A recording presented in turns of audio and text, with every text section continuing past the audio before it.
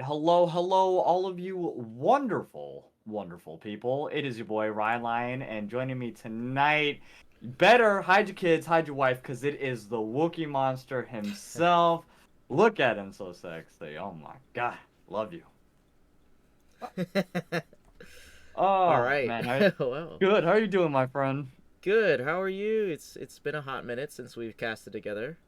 It has been a Um, little bit since we have cast together, but you've always been right behind us, supporting us strong from the host, so you're never too far. You know what I mean? True. Very true. Very true. And speaking of hosting, we have a really good matchup tonight between EBK and University of Montreal. How are you thinking about this one? I mean, we looked at the standings the other day, and we're like, this is gonna be a banger because both of these teams are fighting for the top four spot for playoffs. They definitely are, and UDEM, University of Montreal, otherwise known as, have been really like a coin toss. So some weeks they're 2-0, other weeks they're 0-2. So, from them it really is just how they're feeling that day, maybe just matchup wise or just something, I'm not sure. And then EBK also kind of on that same coin flip toss. So I think tonight we are going to see an absolute banger series. I definitely expect to see, 3 games. Or at least I would hope to. So that way we can go ahead and get a little bit more back and forth than what we've usually been seeing, for at least the past week or two here. So, That's what true. do you think it's gonna However, be?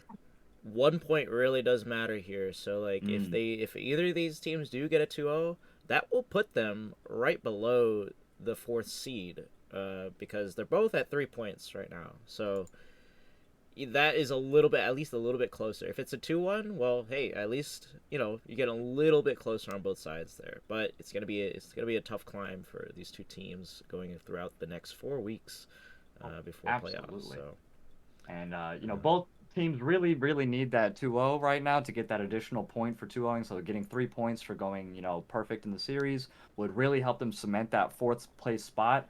Like you had said, UDEM is sitting right there at number 6, if I'm not mistaken, and then EBK is at 8th place. yep, So right there underneath it, not too far. Both have 3 points, so they're tied technically, but yep. just in the standings there. And they have quite a bit of jump to get to even the next place because right above Montreal, who has 3 points, is Relinquished Renegades with 7 points. So they have, like you said, a little bit of a climb there to go ahead Yeah, and get up, but I just a think they bit. got it. I mean, but if the one of these teams does 2-1, I mean, Hmm. sure it's 1 point off for the winning team and 2 points off for the losing team, but at least it's Right. something, right? So this is going to be a fight, right? This is going to be a banger, I think. So Oh, we're about to absolutely. start drafting a little bit here. But Okay. I mean, looking back, I mean, like let's go over the teams real quick because it's been a hot minute since we've seen University of Montreal. We have Vatatas in the top lane, Alpha Claw in the jungle, Dova Queen in the mid lane, Kazan ADC, and Hagnia as support. And then on the other side, we have Blingo DX in the top lane for EBK, Russian Serpent in the jungle, African Expert in the mid lane, Dr. Deepfinger in the ADC spot, and Wendy's Janitor as support. So, Yes, sir. yep, All and day EBK is going to long. start selected red side for game one. So we're just waiting on them to ready up on the draft, and we'll get right to it. I want to keep a close eye on. If I remember correctly, I don't remember the last stream game we had with University of Montreal. Like, who was the one to look out for on that team? And I want to say it was Hagnia or Alpha Claw. But I mean, if I go back to the depths of my memory, man, it's just not there. If you remember anything about that game, because I'm not even sure who cast it. That was so long. That was I think week one. Um, in the very first week, I'm looking back over the standings right now. University of Montreal and Sitting on Wards were versing each other Oh, week 1, and Sitting on Wards so it must have 2-0'd been week two. University. Must Week have been week 2, two, yeah, probably. they versed Papega Clap. They 2-0'd Papega Clap. Going into Maybe was it really week three? Nah, there's no way. week week 3, it was Counter Target Spell, which they got 2-0'd against That's the University of one. Montreal. And Yeah, then yes, that was the one that we did that end up was the one. casting, and it had to do a lot with Vatatos. I believe he was one to look out for, and Alpha Okay. Claw definitely. Okay. I mean, all of them definitely have a lot of pressure to provide. Hagnia, great supporting all the way around. One big, huge MVP that I just remembered distinctively was Dr. Deepfinger on the side of EBK, who was Yeah. very much looking forward to doing that, and they showed up. They did what they Yeah. could, but They did. for University, I believe it was Vatatos who was Gotcha. working it in the Okay. top lane. Absolutely. All right, and I believe draft should be starting here in the next couple of moments. Looks like everybody is ready to go. Yep. And You there know, it the is. the famous thing, red side, blue side. What side do you like to start off with while they go ahead and Uh, initiate it? I mean, it really depends on the meta, in my Mm-hmm. opinion, because like if you have a prio pick on on one of your teammates who knows how to play one of the meta picks, you'll want blue side, like Jinx. Jinx has been, I think Jinx was picked twice in our yesterday's game, if I'm not Back to mistaken, back. Yep. back to back. So it's yeah, it's really dependent on who wants. I mean, even though I think they lost big on that side, but that's the idea. Yeah. You want to get your most comfortable person on the champion to get that champion, Mm. and if they're in the meta, that's even greater because then there's very few counters. The stats will make up for it. Things like that will influence what side I want to start on. But I do like starting on red side because you could pick up the bottom lane. I like picking up the bottom lane all the time in the first red 1 and red 2 picks. But going through the True. bans here, pretty respectable bans. Victor, Vayne, and Diana so far. I think Mm. all these champions are kind of Zac even. Yeah, this is really respecting the meta right now and who's strong, who who the other junglers play and who the other mid and bottom laners play. They want to take out as many of their good champions as they can, Absolutely. and yeah, this is Eh, I'm I don't know if they. expecting. Go Oh, I'm ahead, go sorry. ahead. Oh no, I was gonna say I don't know if they think that you're playing or not because they keep on targeting the mid lane players here. I saw the Diana and the Victor play. I was like, no, no, no. Wookiee's casting, not subbing in today. So, Yeah, um, yeah. I mean, Viger ban as well. Yeah, that is definitely towards me. Of course, of course. I'll there's be influencing their game on the side. I'm just, I can't do that. second laptop waiting. Second lap, just furiously typing to that team. But it looks like Ooh. Corki is gonna be hovered here. Very strong meta pick, like I said. That is what you want to go for. Corki did get a little bit nerfed, if I'm not mistaken, a patch or two back, or maybe it was somebody else. But one of the higher elo picks, maybe it was Corki. But I correct me think it if I'm was. wrong. Correct me if I'm wrong. Yeah, but you still want to go for a strong pick, especially if you've been practicing it lately. So I like that Mm-hmm. pick up there. Caitlyn and Ornn, also pretty strong picks right now. Caitlyn being one of the top ADCs alongside Jinx. But let's see what University of Montreal decide to pick up as their B2 and B3 here. Because you can't really tell what kind of comp they want to do with just Corki, right? And I think that's one of the strong suits Ooh. of having blue side, at least for the first phase, is Mm. because you can't really tell what they want to do. They can flex. If you have flex picks, they can definitely flex in these roles. But it looks like Zeri is going to be picked up as a response to Caitlyn. I think that's fair. I mean, I haven't really seen a lot of Zeri in pro play lately. I mean, or at least in gap play lately. But I do think she is a strong pick at the moment, just for that early laning pressure. I think she's getting nerfed next patch too, so might as well take advantage of playing a super fun, super mobile champion, and Trundle. Trundle is a nice response to Ornn, in my opinion. I'm So about to say that. yeah, Like, anti tank all the way. And Xin Zhao being hovered, I think that's a good response too because Xin Zhao, he's one of the strongest junglers right now. I mean, he's been for a while, I think, alongside like Jarvan. I mean, even Trundle. But yeah, this is pretty good picks right now. I think this is going to be a very volatile match thus far. A little bit scaling on both sides, a little bit early game on both sides. So I like that. I definitely like that. gonna take a lot of focus, and if anything, if EBK tuned into yesterday's game into the VCL, Xin Zhao was actually picked back-to-back as well in both games Yes. on the winning side. And we saw how much Right. sustain he has with the Gore Gore Drinker, Drinker, man. Conqueror stacks. I mean, Yep. it is going to be imperative for UDEM to get early Grievous Right. wounds, or at least Grievous wounds at some point in the game. Yep. That's what Not, Noble was talking about yesterday. He's like, yeah. Grievous Foods, where is it? Where is it? And they Um, had it the second game, but it was just too late, I think. yeah. And it is something you have to think about early on. I mean, even though the more healing you have, I think the more the Grievous Wound effects work because it's a percentage, right? And Right. even though like you might not think about getting it early, it's definitely a good pickup because if they have Gore Drinker, which the circumstances, right? Xin Zhao is always in the middle of them, so he's gonna have the Exactly. full Gore Drinker effect when he's low on health. Mm. So it's very very important to think about that at least when you're into these fights where you have just a lot of frontline, right? A lot of frontline will enable Xin Zhao the most because first of all he can ult and not take any damage from their backline, and then heal all the damage that he's taken from the front lines, and then he just survives and wrecks your team. So it's like you definitely have to think about that.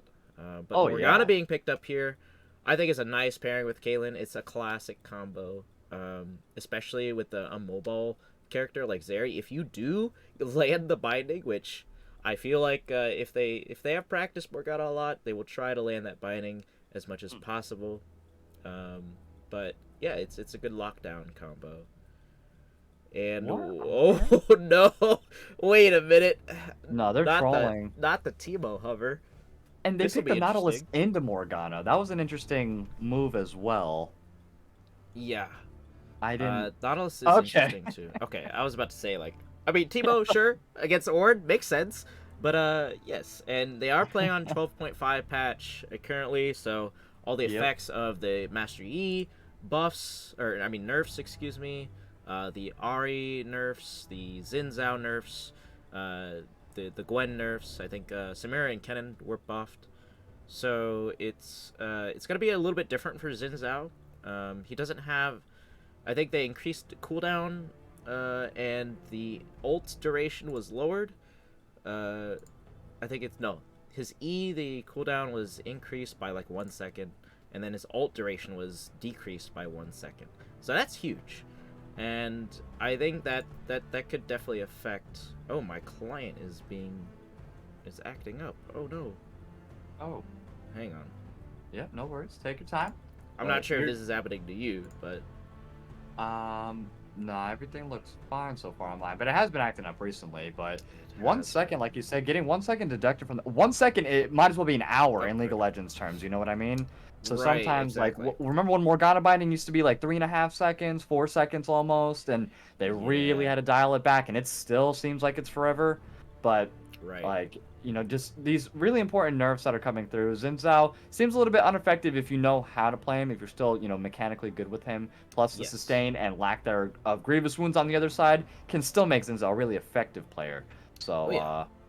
Well, I mean, they Xin Zhao, I mean, they didn't even target like his hard spots, right? Like, right. sure, the ult's duration, could be big, but it's not as big as like nerfing like the range on his W, for Oh, instance. Like agreed. the long range, the longest range ability, and it gets you into the team fight immediately. Like that would be a really hard nerf. I don't think these nerfs were too bad, but it is still huge because ult invincibility duration, that's pretty Hmm. big, especially when you're facing multiple long range carries like Corki, like Zeri. It's going to be hard, a little bit more hard for him to kind of last in these team fights. So, I mean, but Gore Absolutely. Drinker still good. So, we'll see. And yeah, but I like both of these comps. I mean, Irelia being the last pick for the side of EBK, that's a spicy one right there. Yeah. That's going to That be is interesting. that is a mid lane Irelia. So, Mm, uh, and I mean, I don't know how that matchup really works. I mean, I don't play Corki or Irelia, right. but I would assume that it's going to be Corki favored a little bit later on into the game, as long as Corki does not give over kills, right? So, Mm. because we know how snowbally an Irelia can get, but we're looking at African Expert being aggressive on the Irelia. I feel like it, could definitely pop off. I definitely agree, and I don't know if I really is able to time Corky's like phosphorus bomb, and she's able to dash out of it. That's a big part of Corky's initial burst damage to go ahead and get his combo off a lot more effectively. Yeah, he still Right. has the rocket jump, and he still has, of course, the Gatling gun, and then of course his rockets from his ultimate in between. But Aurelia's mobility kind of probably makes it a little bit more difficult for Corky to hit these skill shots. So UDM is really gonna have to focus on that. I also expect to see a lot of roaming coming in from Hagnia, and Trundle probably focusing the top lane more so. So bot lane we're gonna be probably having a lot of solo between Zeri and Caitlyn, and Zeri. I believe she gets that passive movement speed as she goes. I don't ever play with her. I always ban her every game, so I never see her. Um, and I But never play hey, as it's her, so. it's sometimes it's really good to just have play against there, so you learn how to play against, right? I I've been think waiting that's for the a nerfs. When they first come out, I don't trust Riot. okay. You know what That's fair. those 200 years. It's like, I'm not even gonna try to think of a That is counterplay fair. because they'll change it in 2 weeks anyways. So screw it. Well, 2 weeks from now they will be changing her, so looking forward to that, I guess. 2 more weeks, she I will don't be know banned. what yeah, I have no idea what they're going to ban or be nerfing on her, but reportedly there was some nerfs in the works.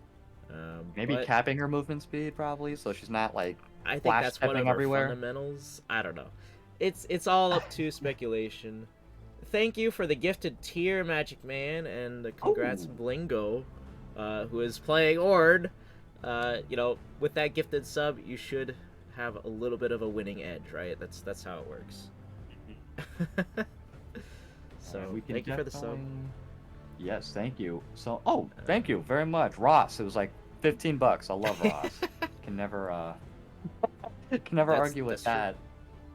That So is we can true. also go ahead and get predictions. Let me go ahead and try to Oh get right. those up and running I so you all got you. can post who you all think is going to win. Now, based off the matchup itself, I like these are very even. Both have a very heavy front line. You have the Trundle, you have the Nautilus, and you have the Camille coming in from UDEM, and then you have the Orange, Xin Irelia coming in from the side of EBK. And then the backline with Caitlyn and Morgana, they're going to be able to go ahead and keep each other safe there.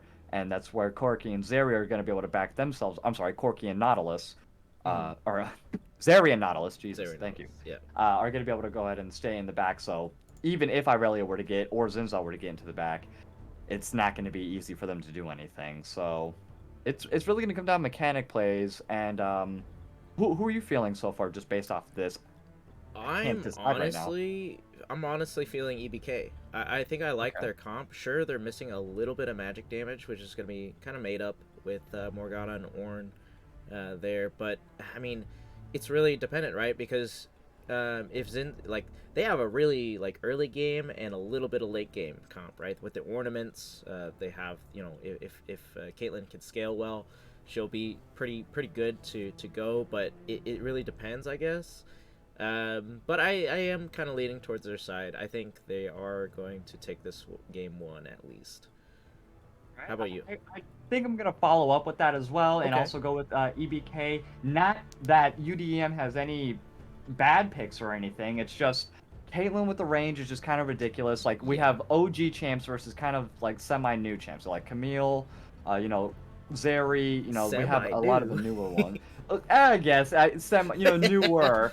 Yeah, we have Newer. Ornn on this Okay. side over here, and I guess the Aurelia rework makes her a new champion too. So never mind.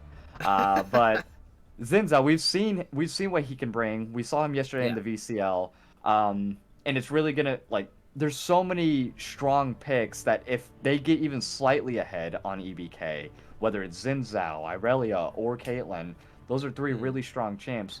Corki kind of falls off. Trundle and Camille and Zeri are like my three biggest problems on UDEM right now. You know what I mean? Okay. And Trundle has that direct counter to Ornn, the tankiness of it, and I don't know. This is gonna be so good. This is so hard to even like give a prediction, kind of. Okay. Well, predictions are alive, so you can go ahead and spend your channel points, get more channel points, and especially since you want to, could definitely contribute to the summer stream challenge that me and Rylionn are hosting later in the summer. So definitely want to make sure you get the ball for this first game, as it is going to be a banger. But before we get to that, I think we're going to throw it to a quick break. When we're back, though, we'll have game 1. And make sure you put in your predictions, guys. Sure.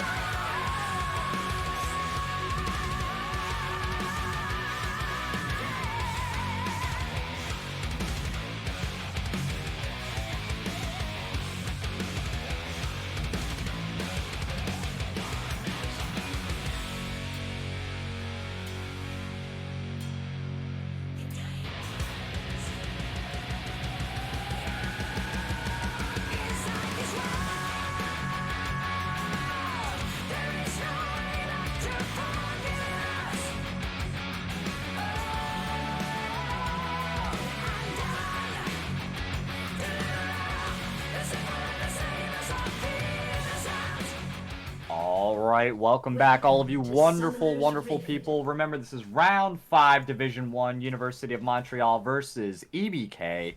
And it looks like we have some sweet, sweet action here. University of Montreal is going to start on blue side. EBK is on red side here for game number 1. We have a 5-man start coming in from UDEM here in the bot lane bush. And yes, they are going for that invade. Meanwhile, they have kind of a traditional start from EBK, but let's see how they react to it. Dr. D-Finger's kind of out a little bit, hanging him. Mike, go ahead. Yeah, he's not paying attention. It's too late. So the dredge line's going to pop through. Stun and first blood, just like that. 1 minute in.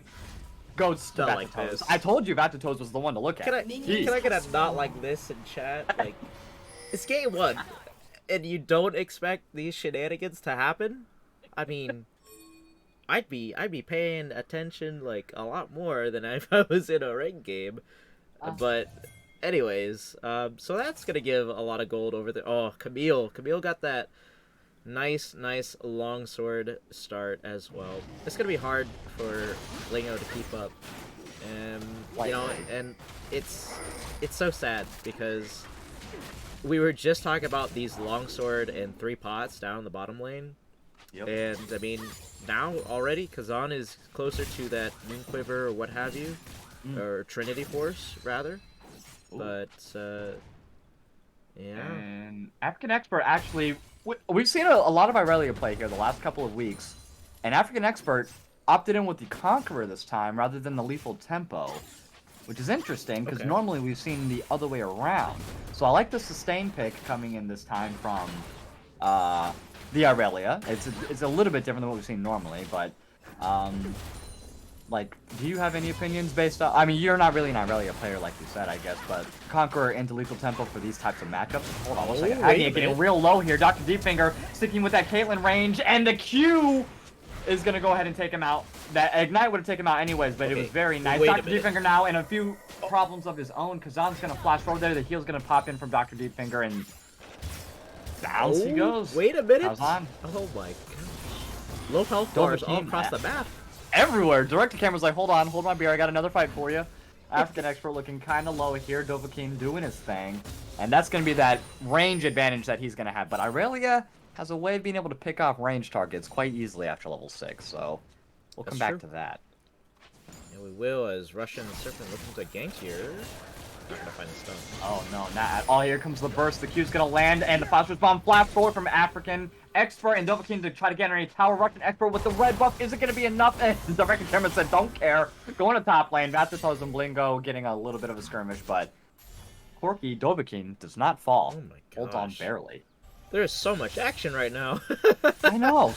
3 This minutes is in, 2 kills. I mean, this is completely different than yesterday's game. What is this, Silver League? Not like this. But yeah, anyways. So, coming back to what we were talking about, that Irelia having Conquer over Lethal, I think is fair because she doesn't really need it, right? She gets passive attack speed from her passive itself, and Conquer just allows you to stay in the fight for as long as you possibly can, because she gets those stacks easily too, because she's a melee champion. She benefits greatly from the healing. I think a lot of our Irelia players do go for Blade of the Rune King first because it is a cheap item. It will provide all the stats she needs as well, and yeah, that'll allow her to at least 1v1 the Corky. But right now it's a little difficult. Like you said, the range advantage is on Corky's side, but there's a lot of pressure, right? Especially coming from Hagnia and their jungler here on Alpha Ball. Oh my gosh, Matato is getting low. He got the first blood. He's the one getting low in that matchup right there. Oh. That's the Ornn effect. That's Brittle right there, doing its thing. And see, and here we go, African Expert going ahead, doing a lot of damage on the Dovahkiin, diving underneath tower, gets him down to like 5% health, and just as quickly as he got back, he got a tier though instead of like a damage item. So when she went back, she got a longsword. So that kind of gave her a little bit of the advantage in these skirmishes, just for the time being. I do have to agree with you there. African Expert is really, really being aggressive. I mean, that is what we needed from Irelia, to be able to play the lane correctly. And doing a good job. African Expert ahead in CS, has the stat advantage right now. What? And He tried basing while Pink Ward was sitting there. We're just being lazy today, I guess. I don't know, man. But it's okay. Silver League. It looks like Montreal will pick up at least the first dragon of the game. It's going to be an Infernal and Mountain, so I wonder, maybe it's going to be an Ocean Soul. That would be really cool for both of these teams, actually. But either way, yeah, there's just a lot of fighting going on. I feel like this should be a slower game. They opted in. They said, you know what, we've had a lot of slow games these past couple of weeks. Let's go ahead. We're going balls to the walls. Game number 1. Lots of pressure, and I think that's a good way to like shake people up, because if you allow people to get into like a groove, especially with these stronger champions like you were mentioning, Corky, Zeri, things like that. You don't want them to be comfortable. You sit there and farm, no gank pressure, nothing like that. Trundle's not really having any presence in lane at the moment, but he is focusing a lot harder on the farming. We did see a little bit of an invade there earlier from Russian Serpent on Gromp at least, but to deny him a little bit, but he's still ahead, doing a great job keeping up with that, and I expect him to make his way up to top lane here in just the next few moments. Yep. He is Yep, on the way and up there now. it's going to be a little bit difficult to do. I mean, the wave is going to be able to crash. Blingo does have a dash, but is he going to use it? He's going to use it. Oh, he's going to miss He the missed. knockup, unfortunately. Yep, the ultimate's going to come in from Vacatoes. The Ornhorn's going to pop through, but no, Vacatoes is going to go ahead and pick him up with that early Sheen and Longsword. Like you said, he just had that advantage early on, and with the Sheen now, he's going to hit that little bit of a power spike over Orn, who just has a Bomby Cinder right now, so not really able to duke out as much as he wants to at the moment. Yeah, Camille is heading straight for that Divine Thunder. That is going to be the best option to combat the Orn as of right now. But we kind of have, you know, a little bit of a split map. It looks like Dr. Deepfinger and Wendy's Janitor are putting a lot of pressure on Vizeri and Nautilus here, but you know, it like I said, there's like the early parts champions, like the early game champions and the late game champions, and it seems like the early ones are Kazan getting down real low here. It's this range advantage, like you said. Like if they can land one binding, like that's it. And they have proven every single time that they land a binding, they're gonna get at least 50% of the health down. Like since level 1, jeez, great job. Yep. And I mean, this is like, I mean, this, just to continue on what I was saying, like this is kind of the difference, right? We have the early game champions versus the later stages of the game champions, and both of them are doing a really good job right now. That is definitely true, and I'm sorry, I keep on focusing on the junglers. They just keep on going into each other's jungle to farm rather than their own. It's hilarious, because I mentioned Trundle was up in farm, and then Zinzao said, okay, hold on one second. Let me go ahead, take his red. Trundle then invaded Zinzao's red, and here we go. Dovahkiin, African Expert, doing a nice little skirmish here into the mid lane. Hagnius with a nice drone, but not enough. Does get underneath tower, bounces right on out. Ignite's going to come through, has a lot of minion aggro. No Dredge line to follow up because he is level 4, so cooldowns are still pretty long here to a level 8 Irelia. I mean, that could have ended it almost in a double kill. Luckily, she was just too close underneath tower that time, but... Yeah, Irelia, I keep seeing, like, just Irelias get one kill and they pop off, and it's so... Yeah. For me, personally, I hate to see it because I don't like Irelia as a champion. I think she's just way too oppressive, just has too many dashes, too much mobility. And resistances, too. She's kind of tanky, you know? Yeah. Unnecessarily tanky. And I mean, once she gets the Blade of the Rune King, which, yeah, it looks like she is going to go for that, it's going to be very hard to kill her and very easy to die to her. Oh, yeah. You're not right. And do you normally still see Trinity Force on Irelia as the mythic item, or no? It goes from Blade of the Rune King to probably, like, I don't know. It could be a lot of things, but we have a gank here. Yes, we do. The Spell Shield's going to go ahead and land on the Dredge line. Unfortunately, the Binding's going to go ahead and stop Alpha Claw in his tracks, and they do get away safely with the net as well. So didn't have to burn any sums. I mean, Flash was used by Dr. Deepfinger as well earlier, but that might have been off camera. Like, literally just used. But here we go. So no one's focusing on the Rift Herald. Kind of surprising. Next Dragon's up in 20 seconds, and Trundle just backed right now. That's kind of an odd place, or odd timing to back. They gave up the first dragon, or they took the first dragon, so maybe they're going to give up the second one here. It is a mountain, I mean, that is the issue, right? And I mean, bottom lane has prio because Dr. Deepfinger and Wendy's Janitor have the range advantage, like we were talking about.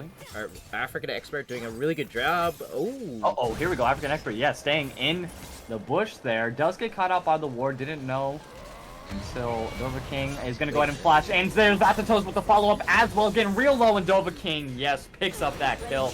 Now they're going to go ahead and make their way. Zinzao does pick up the Mountain Drake, so it is 1-for-1 right now. Wendy Janitor getting real low. Spell Shield does come out, but no, it is not able to stop anything. That's going to be 2 kills now on over to Zeri. She's going to make her way on over for a third one. Knock up on over to Blingo. Flashes over the wall. Vacatoes, same thing with Kazan. He's going for that triple kill. He says, I really want it. I need it. Vacatoes taking the aggro, but no. Still not strong enough just yet. Kazan, like I said, I don't really know how she works. I know she has a lot of those abilities, not so much autos, but those autos are so weak. It's like they're throwing jelly beans at them. Like, come on, man. Yeah, and that's the thing. Like, she kind of does want to get to her items, right? She is a traditional ADC. The problem is that you got to get there, right? And she will continue to throw pebbles at Ornn until she gets there. I think the real strength in her power lies with her mobility and, you know, just being constantly harassing the enemy, right, with those Qs. Because her Q is on a, I think it's like a 0.69 cooldown or something like that. So you're able to spam that. Right. That is what you do. So once she gets the items though, which will empower her those Qs, she will be a better champion. I can't It tell looks if like she's just a cheap version of Ezreal or not. Like, better version, equal, I can't tell. It's like so similar. And here we go. Hold on a second. Dovahkiin getting dove in by African Expert. I don't know what he's thinking. He knows that he can't 1v1 her. He's tried it several times, and down he goes again. Second kill and over to African Expert, and crazy. I mean, why is he stepping up so close? Like, you're Corky. Do you step up that close knowing that Aurelia has, you know, 20 farm over you, almost now a completed item over you? I mean, that is not the fight that you need. Especially in a longer lane too than mid lane. Definitely don't want to be stepping up in front of an Aurelia, at least not without one teammate nearby to help back you up. But looks like they're going to respond to that kill by taking the Rift Herald, first one of the game. Agni making good lane here. Landing a nice dredge line onto Dr. Deepfinger. Kazan's going to go ahead and pick up another kill. 3-0-1, looking real good so far at the 13-minute mark. Now, Rift Herald was also just picked up by the side of EBK, so they are going to go ahead and try to escape out of the jungle there. They are going to get ran down. Vaptito's going to dash all the way in. Not enough follow from his team just yet, but here they are now. The Ornhorn's going to go ahead and pop up. Lands 2, because the spell shield here. Blingo, though, is too strong to sustain. Is not... I'm sorry, he is going to go ahead and fall now to Vaptito's there. I was like, the sustain from the Everfrost, but no. Or Frostfire Guyland, I'm sorry. But great job. 1 for 1 there overall. Both teams. Hagnia does get killed along with Blingo. And Magic Man, yes, I have thrown jelly beans. You can ask my sister. I made a welt on her one time. Long story. I'll get into that later. Oh man, speaking of jelly beans, I mean, the one who's throwing them right now, Kazan, he's got Trinity Force and Boots of Swiftness. You know, that's what we needed, right? That's what we were expecting Kazan to do a little bit poorly against the Caitlyn here, but getting those kills is actually putting Kazan ahead now, and has not died, so good job on Kazan. Now, we just have to transition that to the next items, right? Because I think the build path is like, you have to go like Rune's Hurricane or something, or Titanic, because you get, you know, the on-hit effects, and that will apply to the Qs, because they're treated as auto-attack abilities, stuff like that. But either way, Kazan's doing really well. Looking forward to what this Camille can do too, because African Expert is kind of on the same par, right? So it's going to be a battle of who can get the one-shot, or not even the one-shot, just who can kill someone fast as they possibly can before they can do anything in these fights. Irelia, spicy champion. Camille, spicy champion. We're going to see the Rift Herald pop the first turret here in the mid lane from EBK. I like this move, but it looks like they want to keep fighting. They do. I don't know. You got to take your wins and leave. Russian Serpent getting poked down quite heavily here. Alpha Claw on the hunt. Kazan's going to go and pop the ulti off as well. I believe Russian Serpent is getting real low, but he does have to pop the heal. Wendy's Janitor is going to go ahead and try to become a body shield, and does fall on over to Alpha Claw. Russian Serpent now playing with fire as it's getting real low. The Ornhorn's going to pop through, dashes forward to try to stop Vaptito's advancements, but no. Vaptito said, no, let me Spider-Man on my booty and take another kill. 4-0-3. And this is great job. UDEM looking real strong here. Only 1k gold ahead, though. You know, they're ahead by 4 kills, but not a whole lot. It's extremely close, and I think the numbers on the CS is keeping them in the game. I mean, yes. African Expert being a good Aurelia player, looking like he's gonna be doing as much damage as the Camille and the Zeri are doing right now. And yeah, this is another Dragon, actually probably going over to Montreal right now. I don't think EBK are in position to take this. And Vatitos does have TP. That means that Blingo heading top line, they do not want to contest this. No, they definitely don't. I mean, they're not really strong enough for the 5v5 team fight overall. Yeah, they have the Ornhorn, they have the Zinzao, they have a lot of disruptors, but the amount of power that Kazan holds right now, along with Vatitos, like, they're able to dive onto the back line very easily, and anyone that comes to the front line, Kazan's going to be there to take him down, like, no problem. So I would give this one up. just like they're doing. It is only the second dragon for the side of UDEM. It is a Ocean Soul, if y'all can't tell they're at home. And EJ Man, very nice. Thank you for joining us once again. Been a long Hey, time, it's my friend. Nighthawk. Glad to see you, though. Shout out to you, my friend. A1 since day one. Yep, Nighthawk, it's good to see you again. And yeah, this is slowly going in the favor of Montreal right now, I'd say. They are ahead by about 2k gold now. They pick up 2 dragons, which Ocean stacking is going to be crucial, right? And I mean, Ocean, one of the best souls in the game, in my opinion. Oh, yeah. So, I mean, either team really benefits from this. And we do see, like, a lot of the mythic completions going on the side of Montreal. We have 2 Divine Thunders. I think that's giving a lot of respect to Blingo right now. And making sure that they can take him down as quickly as possible. But, yeah, I mean, you know, Corky really needs to scale to get those items, right? I feel like Dovahkiin is doing a decent job at it right now, but he's just, you know, those disrespects earlier on African Expert, like, those really cost him. Because now he's behind on his build. He wasn't able to be on the map, just farming patiently, waiting for that spike, right? Because a few items, Corky will do a lot of poke damage, but you gotta get there. He's playing a little bit too up, in my opinion, in these lanes. Like you said, when he moved from mid to the bottom, you know, in that longer lane, he's stepping up in like the first, second bush, where Irelia exceeds in these types of fights because she wants to be able to dash in. Yeah, he has the W to get away, but all it takes is just one stun from Irelia, which she's missed every single time so far. But that doesn't mean that she's gonna miss the next one, you know. So he is playing with fire a little bit, you know, as he continues, but he has really good support from the rest of his team right now. Dovahkiin's just trying to, I guess, keep the attention of African Expert, so that way African Expert doesn't focus on Kazan, or Vatatos. But I think those two are going to be the only ones at this point that can really combatant them, you know, and possibly, you know, get the kill without dying. Yeah, it's definitely, you know, the skill margins on these champions is going to be crucial. As It doesn't even have a tower anymore. another one. Look, I told you, it has it every single time. The ultimate's going to land flash out, unfortunately, but no, African Expert closes that gap. Yes, they have the rest of the team here. Hagni is probably, going to go ahead and land the ultimate. Very nice. Kazan's going to pick up the kill. There it is. Shaboomy, very nice. Unfortunately, Alpha Claw does not pick up the assist there, but that is okay. They are on the other side of the map, which they will take advantage of. EBK will, and focus down the Rift Herald, the second one of the game.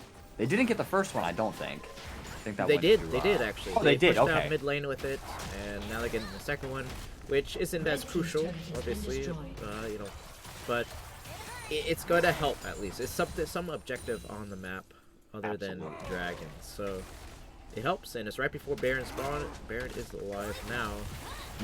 I think that Montreal have the edge when it comes to these team fights right now. Even though, you know, Blingo doing pretty well on the Ornn, they just haven't been able to 5v5 yet. That is true, and even if they did, I don't know if UDEM wants to even take a full 5v5 fight, or if they want to keep on, like, they have 2 really good split pushers. I mean, Camille can definitely be there in lane to go ahead, or in these team fights, to go ahead and lock down with her ultimate and, you know, section off and zone out these team fights, you know, the 4v5 or the 5v5. But Trundle has tremendous pushing power. Same thing with Camille. I would keep on sticking to these side lanes, guerrilla warfare, and just try to pull their most important people off. Like, the only one that can really venture outside of their team is African Expert.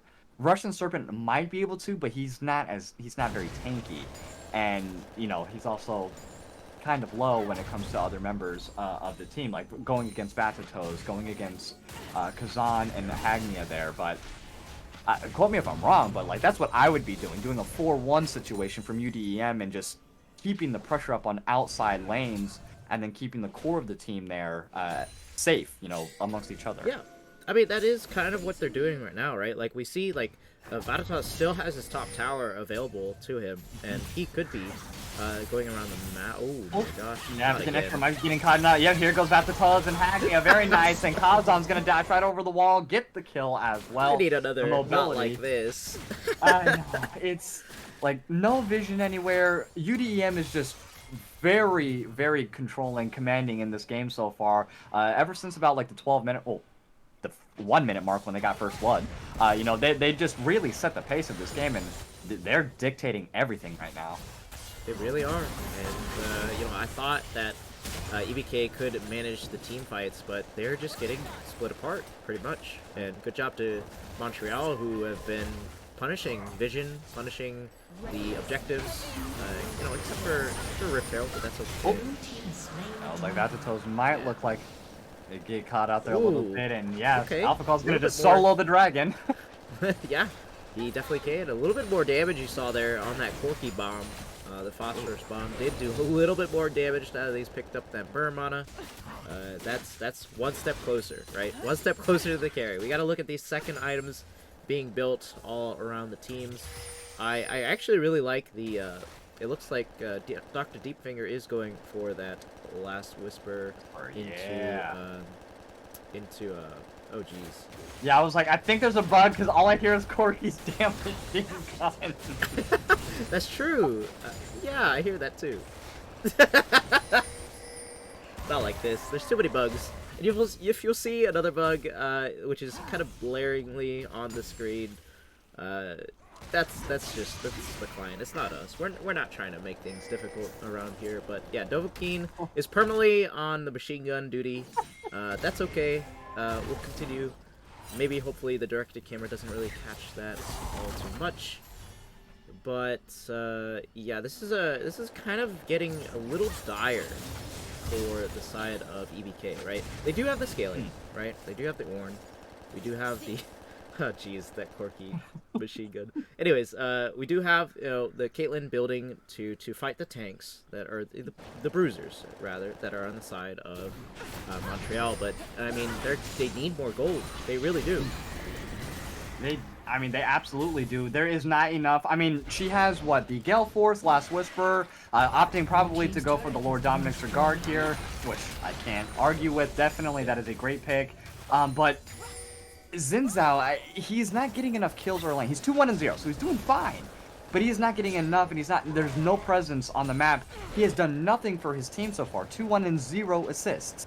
Meanwhile, Trundle's 1-0-3, like, providing a lot of support for his team, spreading that wealth, spreading the kills, and I just think UDEM's communication right now is just exceptional in this game. And Ornn trying to go ahead and go in onto Vatatos. They're getting real low. African Export is going to unfortunately whiff the ulti. Vatatos is probably going to get away. Flash forward from African Export, trying to secure that, or close that gap there a little bit. Same thing with Blinko to get the slow, and no, they are not going to chase any further than that.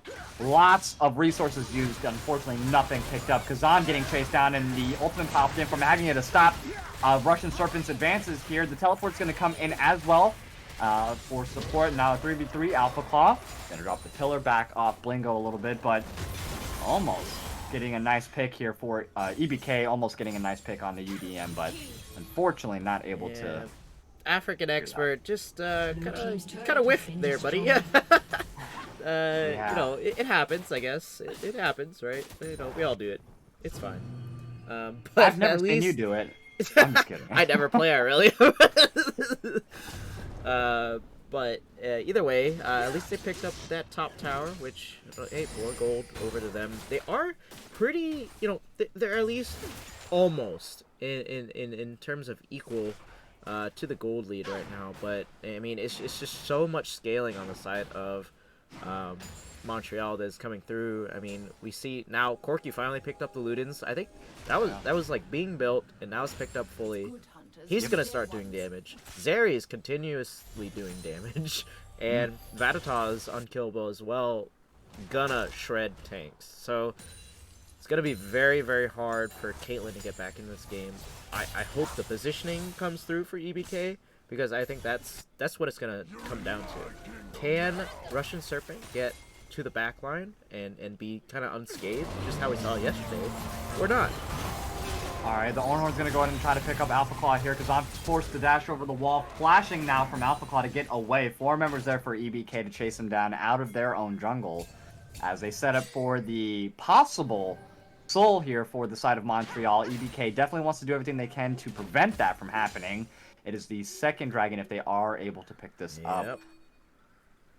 I A mean, little bit of resources used, but you know, like I said, there's a lot of leads, and Dovahkiin has the package. mm, It's definitely due to EBK's positioning is what this fight is going to come down to. this is true. And yesterday's, we saw a lot of really good positioning from the Kog'Maw. I don't know if y'all remember Yeah. that, but for the first time in a long time, ooh, look at that burst from Dovahkiin. Blingo here getting a little bit antsy, trying to keep them off of this dragon. It's going to be up here now the next 2 seconds. Nice fighting to stop Alpha Claw here, but a little bit too early. They don't have the blasting cone either. He also does not have flash. He used that earlier to get away from them in that team fight just a few moments ago. It's unreal.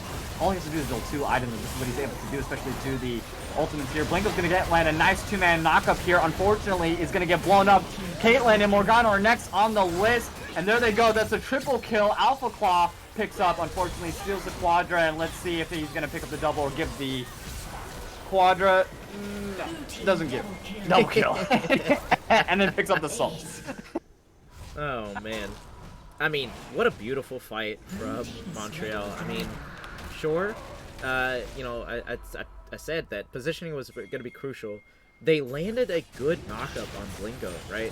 They had Blingo go in on that pillar and land the knockup, but the rest of the team wasn't able to follow up. And it's a little sad to see, but if they were able to get all of the AoE damage and single target damage on that knockup, I feel like it would have been EBK's fight, but they just couldn't. And one thing I want to point out real quick, look at Dragon Pit. 5 vision wards dropped all around Dragon Pit for that last team fight. That is absolutely amazing from the side of University of Montreal. Like I've seen 3, 2, 3, that's a lot. I've never seen 5 whole vision wards placed just around Baron Pit getting ready for a fight. Like that, they definitely made sure that they were clearing out all vision, and they definitely took advantage there. Like you said, great engage from Blingo, but no damage, no follow-up from anybody else. And they kind of can't. Agnia is just doing a great job, keeping everyone off, and same thing with Alpha Claw, Vatataz popping his ultimate, just zoning. It's just absolutely amazing. Right. And like, keep in mind that that EBK actually had control of vision all over Dragon right before that, right? Yeah. They were in Montreal's jungle, but the poke damage that's coming out from both Dovahkiin and a little bit from Kazan too, that got them to back off, and they were able to pressure out the enemy in their own jungle. So it speaks volumes to how coordinated this team is to be able to pull off this first game win. I think a big component of that is I like Gale Force, but I think Kraken would have been the pick up here. And hold on one second, African Expert is going to try to go on to the backline of the Kazan here, but he is so strong. He's going to flash out of the ultimate. African Expert getting off screen here. It doesn't matter. Alpha Cloud is going to 2v1 Russian Expert and Wendy Gender in the backline here. Does pick up Russian Serpent. Very nice double kill on over to Dr. Deepfinger as well. 2 members fall. The third one now picked up here by Dovahkiin. Kazan did end up actually dying for the first time in that team fight here, but they gave up 3 for 1. Definitely not worth it. Vatataz is going to go ahead and pop the Hextech ultimate into the top lane here, but doesn't pick it up. There we go. Flashes underneath. I thought the minion aggro would have been enough, but no. Had to flash in just to secure teleports to get that mid lane tier 3 tower and in hits here. And I think they might be trying to close out game number 1. University of Montreal has the Baron, and they're looking to push this thing and close it out. Yep. What a, Deathless both on Vatataz and Alpha Claw. Oh my gosh. MVP, if they win the second game, it's going to be a little bit hard with those score lines right there. Kazan almost holding out for that undefeated streak here in game number 1, but gave up their life so that way they can go ahead and win the match overall. I think that's a pretty good trade. I would take 1 death. You still have that relatively perfect KDA. That's true. That's true. I mean, all 3 of them did a really good job. So, yeah. Phenomenal job. And man, and I mean, it was almost there for EBK. They almost had it at the beginning, but they just couldn't respond appropriately to all the things Alpha Claw was doing for the team. So yeah, Alpha Claw, like, just the presence in lane, setting up the rest of his teams, and just EBK's jungler just was not able to match it in any way, shape, or form. They couldn't do it, unfortunately. Not in game number 1. But yeah, then I mean that was a great game. Still have maybe two more games to go, so maybe EBK pull out the comeback that you're kind of looking for, right? So, but yeah, I mean that game was well played by Montreal. But before we get into Game Two's draft, we're gonna take a quick break, and we'll be back with more exciting games.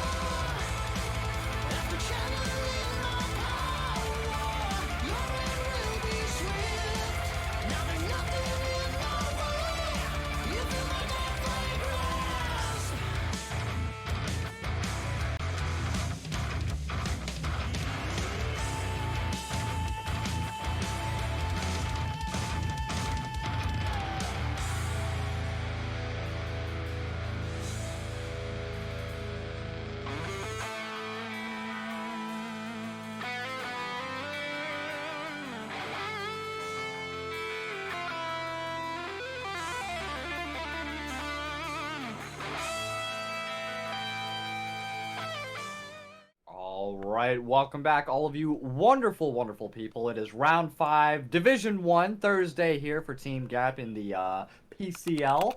We have the University of Montreal versus EBK. So far, University of Montreal's up in the series 1-0, and they did decide to switch sides this time, so we will see University of Montreal on red, EBK on blue, going into game number 2 here. And I think that might have a little bit to do with it. I know I mentioned it first, what your preference was. You said it's really dependent on matchup. I just always feel more comfortable on blue side, personally. I don't Okay. know why. I feel more comfortable looking up into the lanes than looking down into the lanes. So, So you have that's the thing for you. I mean, for me it doesn't matter. Like I'm just good. Either way. well, damn, uh, flame me more. I'm just kidding. I'm messing with you. That's why you're my But yeah, coach. what a commanding first game from Montreal. I think they're definitely looking. They're pumped from that. I mean, you have so much coordination that EBK just couldn't handle it. I mean, we saw the slip ups in the beginning of the game. Kazan or Dr. Deepfinger, excuse me, was like just kind of slouching around. A few mistakes here and there, but they still have a chance to come back. They just got to pull it together, mental reset. That's Right. what we're about here. So we're getting ready for Game 2 draft. I would like to see a little bit change in the draft for the side of EBK. I think they had a strong draft, and that's why I kind of voted. But the execution was kind of off in the game as far as I saw. So we'll see. I mean, this game of comebacks here for EBK. Let's see it. Hopefully. And We're we all definitely gamers saw here. that early kill too, which definitely Yeah. helped out University of Montreal. We saw Vatatos, take the longsword, which made Blingo kind of fall behind a little bit, even though he was that tankier, individual out of the two. But right as soon as that Yeah. Sheen got picked up, it was like, nope, different story completely. And I think out of all the EBK members, I do think that Blingo held his own for the most part. Like Yeah. he didn't like do too bad. I mean, he did slip up a little bit, get ganked up at the top lane, use all of his abilities without having vision prior to that. So like it was Mhm. kind of just some miscommunication or maybe just an unfortunate occurrence. But looking to change that a little bit here in game two, hopefully. And they kind of respect their opponents because there's a lot of disrespect there that we saw. So hopefully they start draft soon here, but looking forward to those changes. I mean, and I mean Zinzao, it was definitely a different showing. Obviously, it's different leagues, but yesterday's Right. version of Zinzao is a lot different. So I mean, it's kind of good to see how you want to play the game, and I think you even said this in game, like he just wasn't impactful around the map on the Zinzao. So maybe there's a different champion that Russian Serpent can take in order to make sure that they can net the win, and then the team coordination can come from that. Hopefully, yeah, because it just seemed like individual like their comp individually looked really good. It's just the synergy working together, they were not able to execute anything. But on University of Montreal, we had Vatatos going with the ultimate lock him down inside, the Mm-hmm. hex octagon thing that she has, and then following up with immediately, we'd have the Nautilus ultimate to go ahead and knock them up, and then Trundle, like they just had so much better synergy, and they could combine and utilize each of their Right. characters just way better than EBK could for the first game. Yeah, But I mean, because you looked at EBK's comp and you're like, mm, wow, this is a great comp. oh yeah, But the execution, it's all down to execution as well. So that's kind of absolutely. that's the difference. I think that Montreal did execute quite good in that game. So we'll see if there's a change here. Draft just started, so we're looking to see a little bit of changes. EBK is now on blue side, like you said.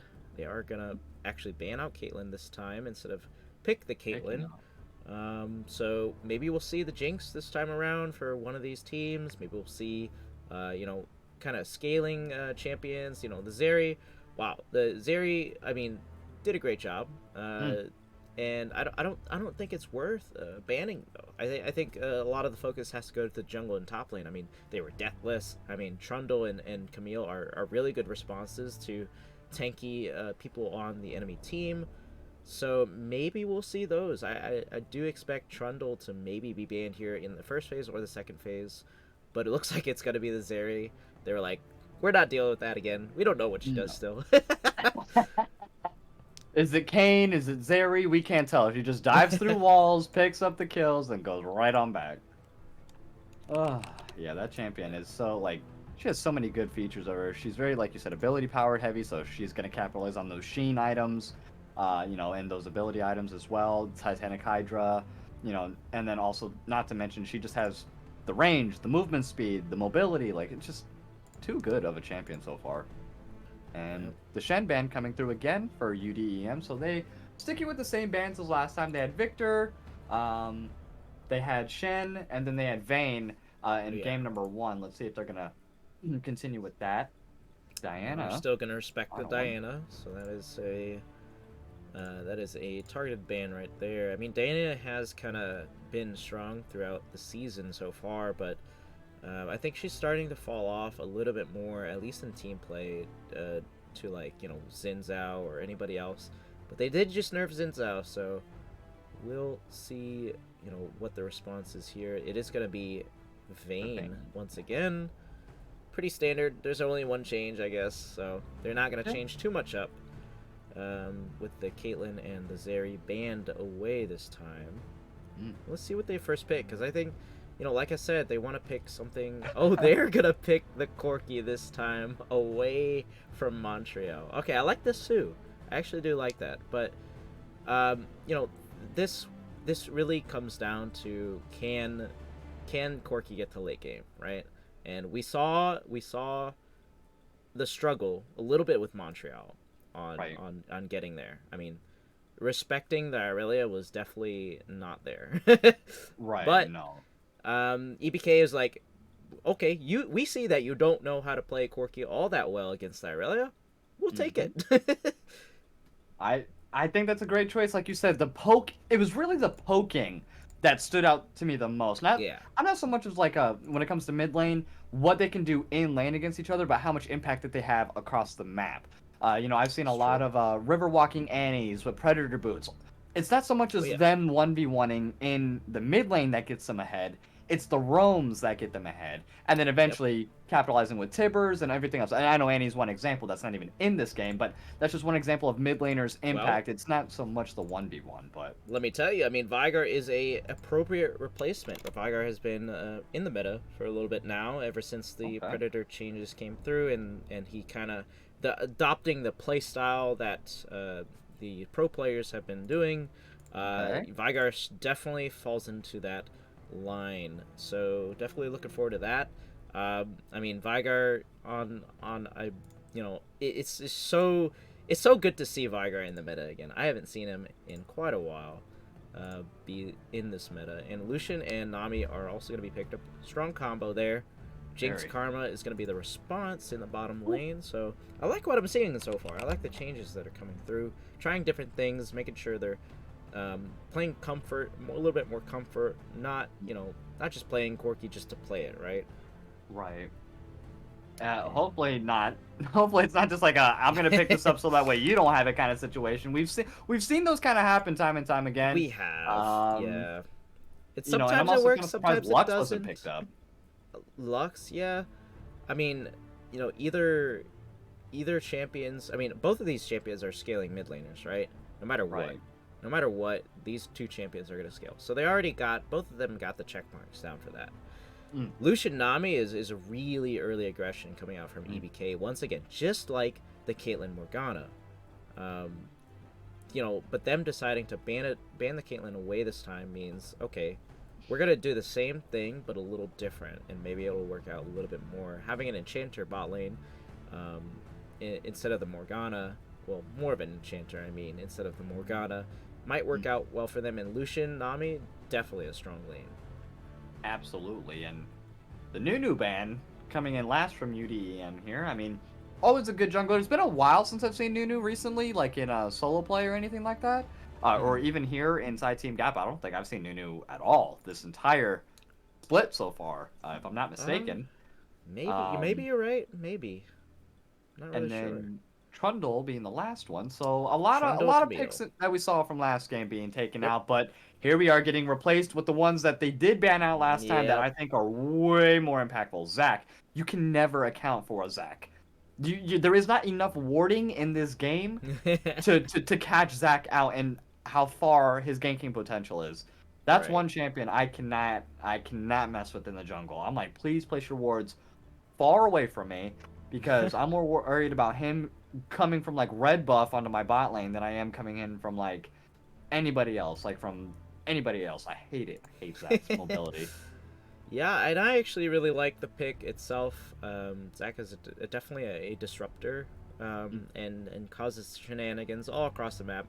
Kind of like Rek'Sai, looking for unique angles to gank from. I absolutely. definitely like that with Vigar, especially that's a really good pairing. Ooh. And the Gnar being the last pick. Okay, that's a little bit of a. So Oh, it's gonna be Aatrox nope. instead. Nope. Psych.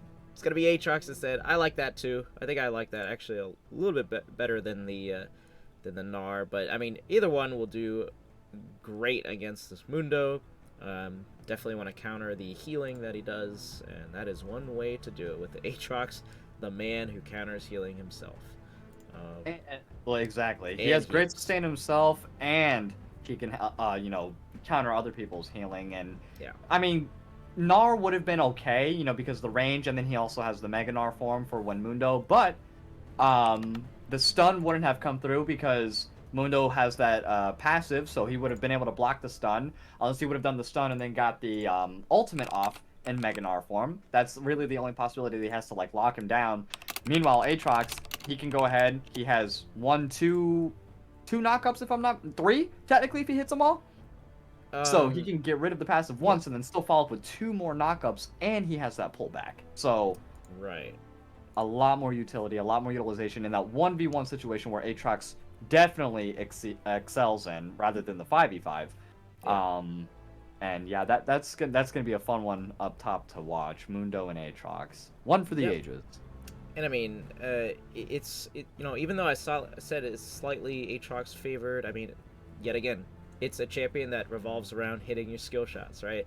Which Yep. we see EBK struggle a little bit, but now they've got champions where things aren't so, you know, can you know, able to miss, right?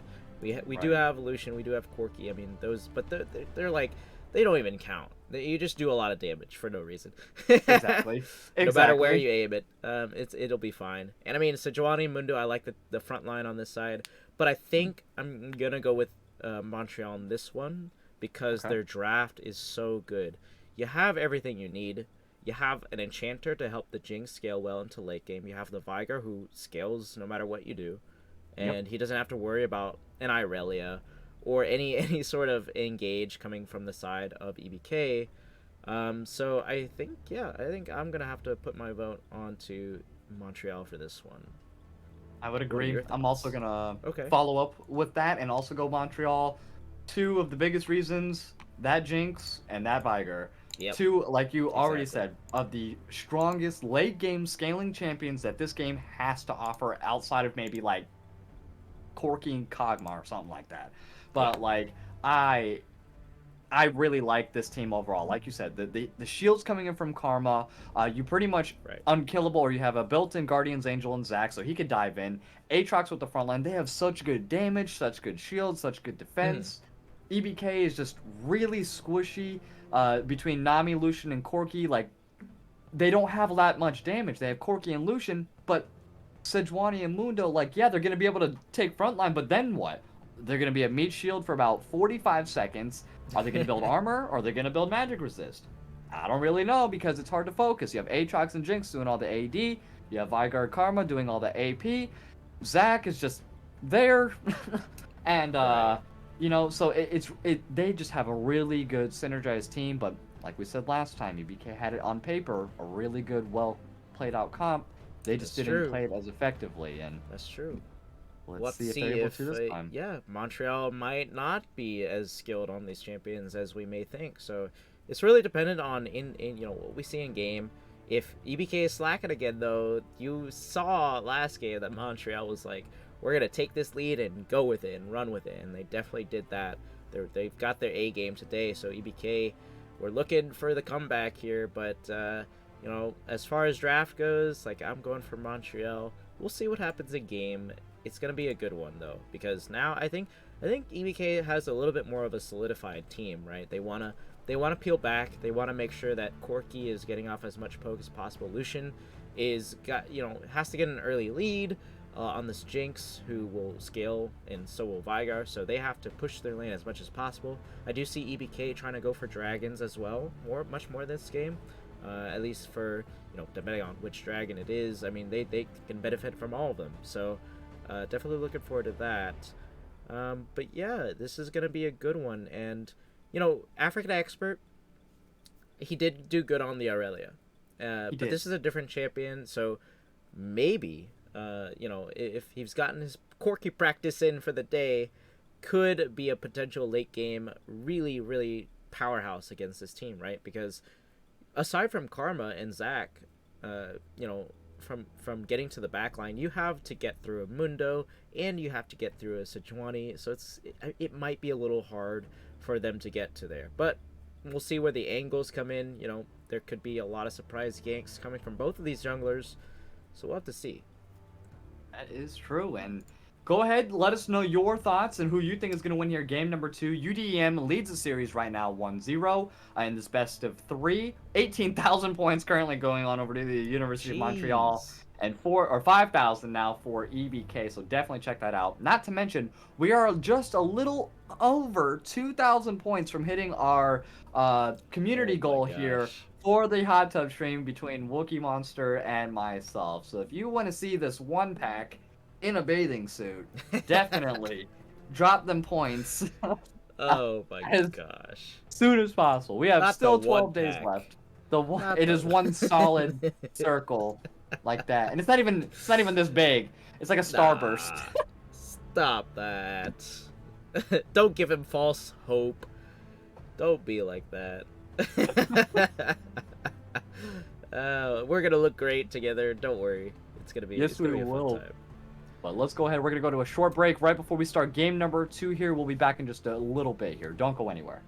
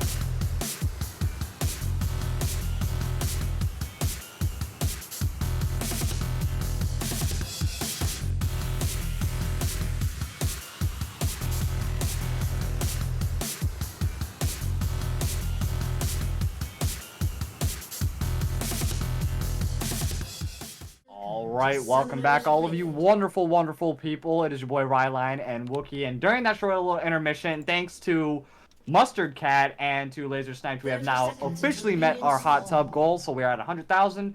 So me and Wookie will be planning that sometime soon for all of you people out there, you nasties. Yep.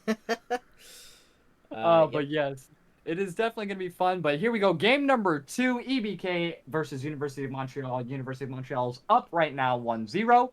EBK is going to start off on blue side this time, and University of Montreal on red side, so they did end up swapping. And yeah, definitely, I thought we were going to see another invade, but they kind of want to take it a little bit slower. They're in no rush. They're up 1-0, so they're not really wanting to risk it, and I can't say I blame them. I can't say I blame them. They're playing it safe.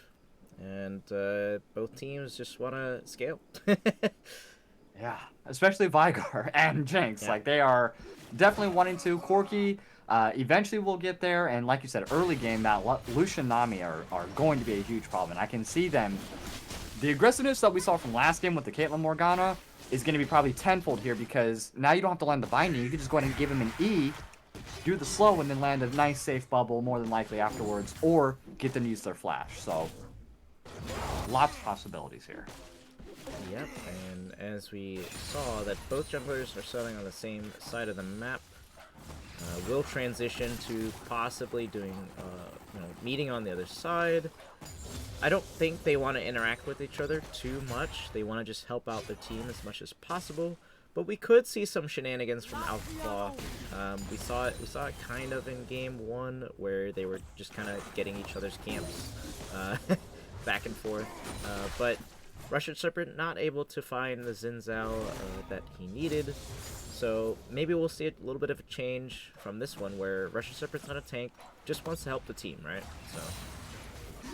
Yeah, and before, I mean, as a Xin Zhao and a Trundle, you're kind of wanting to do, like, a lot of fighting on your own. You know what I mean? You're not really, like, you are there to help your team. Oh, here comes that level 2 spike coming in from Wendy's and Dr. Deepfinger here, and yep, there they go. Wow. Have the E and the press the attack combo right on off, and boom, first blood. On over to Dr. Deepfinger. Nicely done. Dr. Deepfinger found what he needed, got the ignite off, got the Nami proc, hit the level 2. Boom, bada bang, bada boom. Or whatever they say. Bing, bow. But yeah. Oh my gosh, Blingo.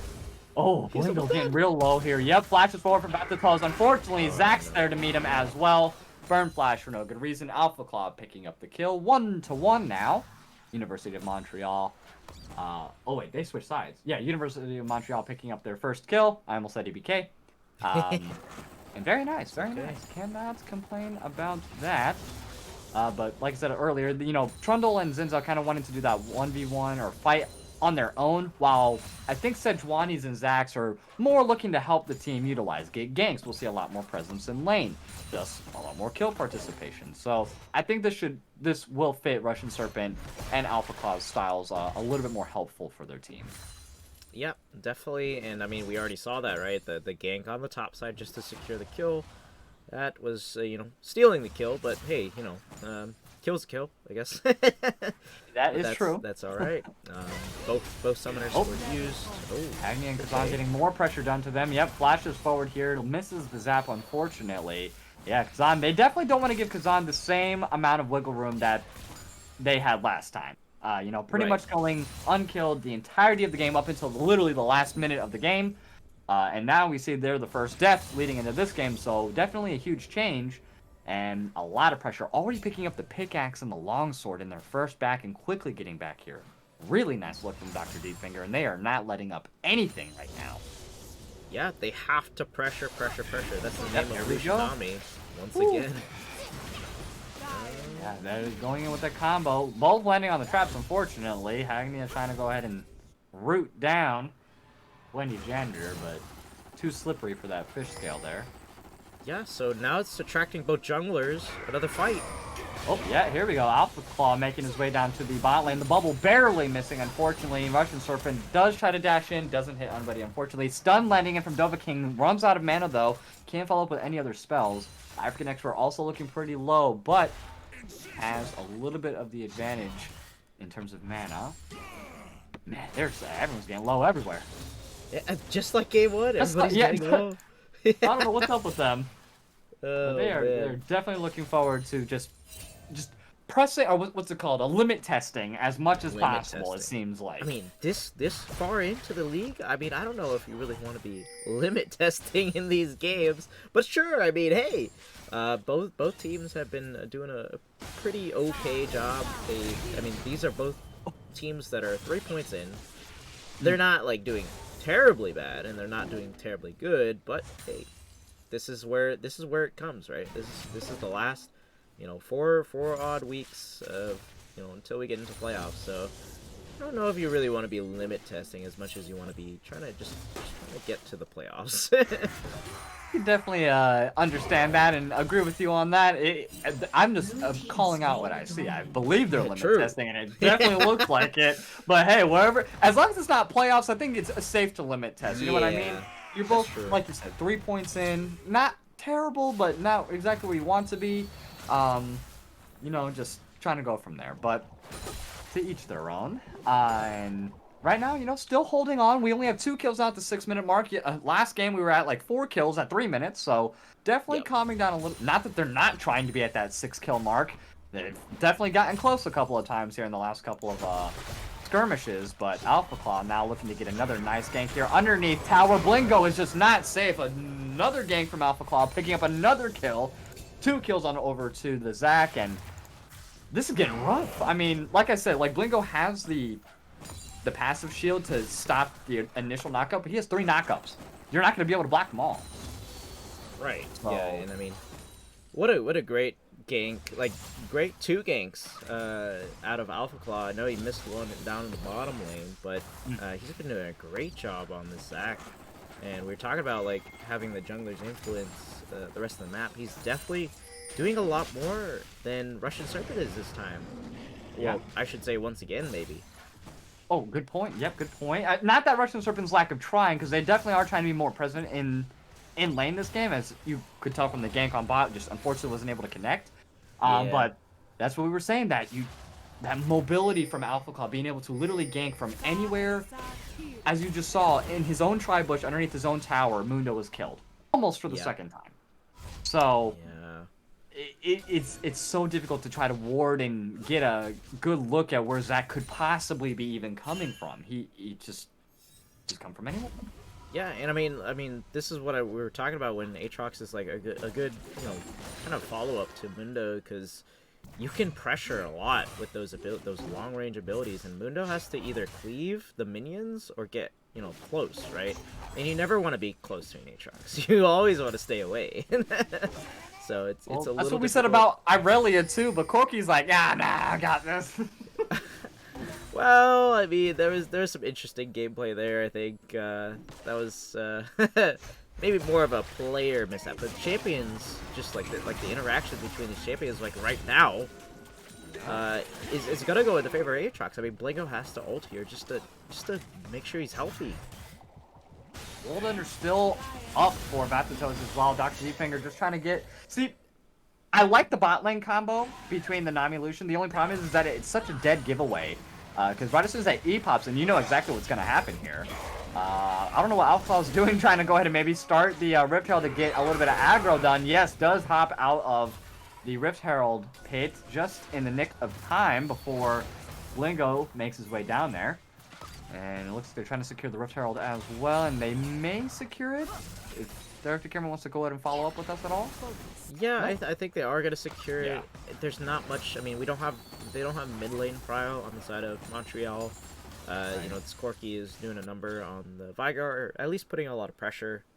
20 CS up. I mean, crazy numbers right now. I mean, same thing with bot lane. Like, CS game, I think goes to EBK right now, but oh no. Oh no, Dova King slaying African expert. Very nice. The cage followed up by the Alpha Claw right now is doing immaculate. 100% kill participation. Has been there for everything, either gotten it or assisted in it. So this is exactly what we saw last time with the Trundle, and still Sejuani 0 across the board. Russian Serpent is just kind of falling behind. Like, yeah, he's getting slightly ahead in the farming aspect, but he's not doing anything for the team, you know, from last game or this game. Yeah, looks like another gank coming in the bot lane here. He's gonna get taken, or both of them are gonna get caught out here. Yeah, and Alpha Claw.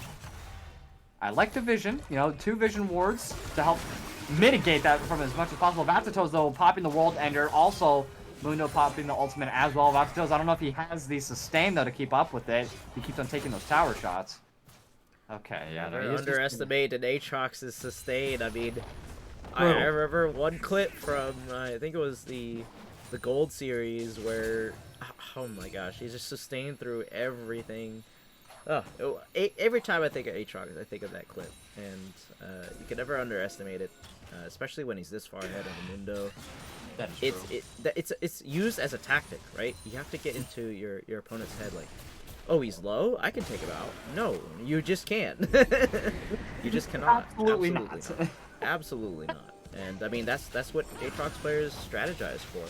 They're low on health, but they know how much they can sustain. And I think knowing how much you can sustain gives you a huge edge. Speaking of which, like, the prio from... Here comes the tidal wave. No, land on Hagnia. Oh no. Oh no, overstepped a little bit too far. The Super Mega Death Rocket is going to go ahead and pick up. Alpha Claw, though, is going to take the kill onto Wendy's janitor. They do have a nice little turnaround, though. Alpha Claw forced to flash away. Here comes African Expert. Doesn't have a lot of damage at the moment, but it's still trying to poke down as much as it can. Forced to flash out of Alpha Claw's engage, though, as Dovahkiin also makes his way down to the bot lane to secure the rest of UDEM. And EBK, they're doing really good right now in terms of objectives in the jungle. They were able to secure the Rift Herald. They were able to secure the first 2 dragons. They are falling a little bit behind in kills, but like you said, farming aspect wise, like, great job going on over to the mid lane. He did catch up a little bit, but ADC also maintaining a little bit of a headness in there as well. I think that was a little bit of a Wingo, getting real low. He has to doing? pop that ulti almost immediately. Like, you want to stay near your tower, my friend. That's your most helpful thing. Alpha Claw trying to go ahead and get a little bit of cheeky camp stolen here from the side of EBK. Almost cost him his health, but no, Dr. Deepfinger's going to go ahead and dash in there. Almost gets a kill on Alpha Claw. I think he still has the passive available. I'm not sure at the moment. The cage is going to go ahead and stop the advancements of EBK, and they do make it out. Just slivers of health. Alpha Claw, Hagnia. I like the roams coming through, and they're not dying, so it is proving to be effective right now. Yeah, it is, and it's actually a little bit. I shouldn't say it's a little bit surprising that EBK has gotten both of these dragons.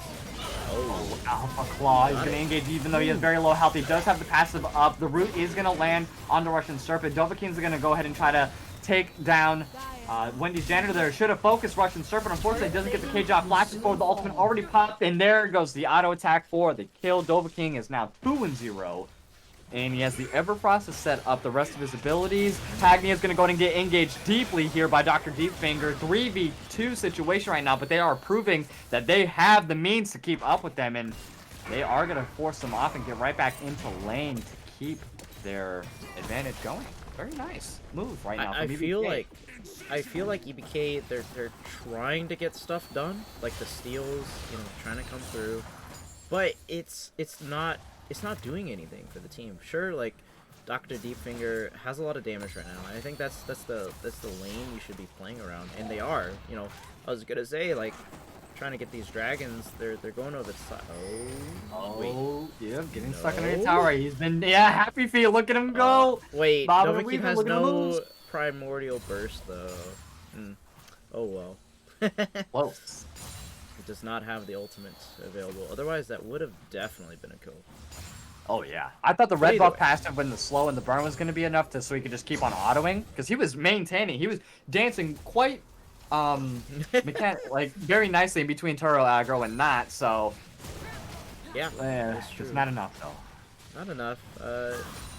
Really, I mean, he only has one item. He's not doing like a ton of damage just yet. Wingo's getting a 2v1 situation here. Batsto's popping the World Ender as well. Alpha Claw trying to stop him, but Wingo gonna go ahead and flash out of the Gum pull here of Zach. Wendy's janitor is looking real low. Okay, they were looking for the roam, but no. See, that's what I was saying. They're too squishy. They have. Wendy's janitor has to pretty much stick to the side of Dr. Deepfinger in order to be anywhere close to safe or effective. Because Dr. Deepfinger, he has the dash, but he doesn't have built-in slows. They have the cage. They have the lockdowns from Zach. Like, they need to be side by side the entire time. You don't have the luxury of being able to have that roaming support with someone as squishy as Nami. At least in my opinion for this game. Yeah, definitely. And I mean, that's where their power lies, right? Especially since you have the electrocute Nami. Oh, Playful Prison almost lands onto Dovahkiin. Unfortunately, does not. Alpha Claw is going to follow up with the jump in as well. The cage doesn't land, unfortunately, and they are going to get out of there. team is just trying to fight, and they just miss one really important thing and then just go away. Yep. That is kind of the Lee Sin mentality, I guess. You miss your cue, you walk away. That's it. Like nothing ever happened. Nothing ever happened. But in reality, it gives a lot of information, right? I mean, especially using, especially for Russian Serpent, who used the Glacial Prison to try to hit Dovahkiin, and it's such a. Every time I see that ultimate, it's like, how did that not stun? You know, but. Because if that were to hit you, that would hit you and stun you. Definitely. Yeah, exactly. But either way, it's precise aiming, and that's where the skill expression comes in. Knowing the range, knowing the dash limits, stuff like that. This next dragon is currently up. It is a Hextech soul, so this is like one of the most prized possessions in League of Legends right now. And I mean, I think that Montreal have what it takes to contest it if they really want to stop Soul Point from happening here. Yeah, that's true. I mean, EBK is, like I said earlier, they're doing a great job securing these jungle objectives right now, and they have a really strong bot lane, so that's the reason why they've been able to secure the dragons. And if they're able to maintain this aheadness on Dr. Deepfinger and Wendy's Janitor here, I mean, they're doing a great job out farming. They already have the finished Gale Force, so it's not like they have lack of power at all right now. And AlphaClaw going ahead and engaging solo. The Tidal Wave's going to go ahead and try to stop the rest of the engage. The Super Mega Death Rock is going to hit. Dovahkiin's going to go ahead and pick up the kill on Dr. Deepfinger there, and picks up a kill also on the Dovahkiin. I'm sorry, Dovahkiin gets picked up here by African Expert. Very nice. Going to keep on poking from the backline. Sidesteps the dodge, or the zap. The Hextech Dragon is looking pretty tasty right now, but is going to focus on Russian Serpent. Russian Serpent's going to hold on just a little bit. Does have Smite and picks up the third one. They are on Soul Point now. That was interesting. AlphaClaw kind of engaging without the rest of his team. I don't know if that was miscommunication or just lack of like abilities or something. I don't know what had happened there that really messed them up, but they faltered and they fell. Yeah, they did, and you know, I think it was really good on African Expert's part to get to the backline, because they were struggling trying to kill everybody on the backline. I mean, Lucian was kind of killed before the fight even began. I mean, he ran into a stun using his ultimate. He unfortunately maybe just didn't see it, or but either way, he got blown up by Vigar. But African Expert actually carried that fight, was able to get to the backline, was able to pretty much, you know, kill the Vigar very quickly, and then the rest was kind of history after that. It's unfortunate because I think Batataz will provide a lot right now to these team fights, but he just doesn't have the top tower down, and I think that's why they're going after this Rift Turtle right now with a majority of their team.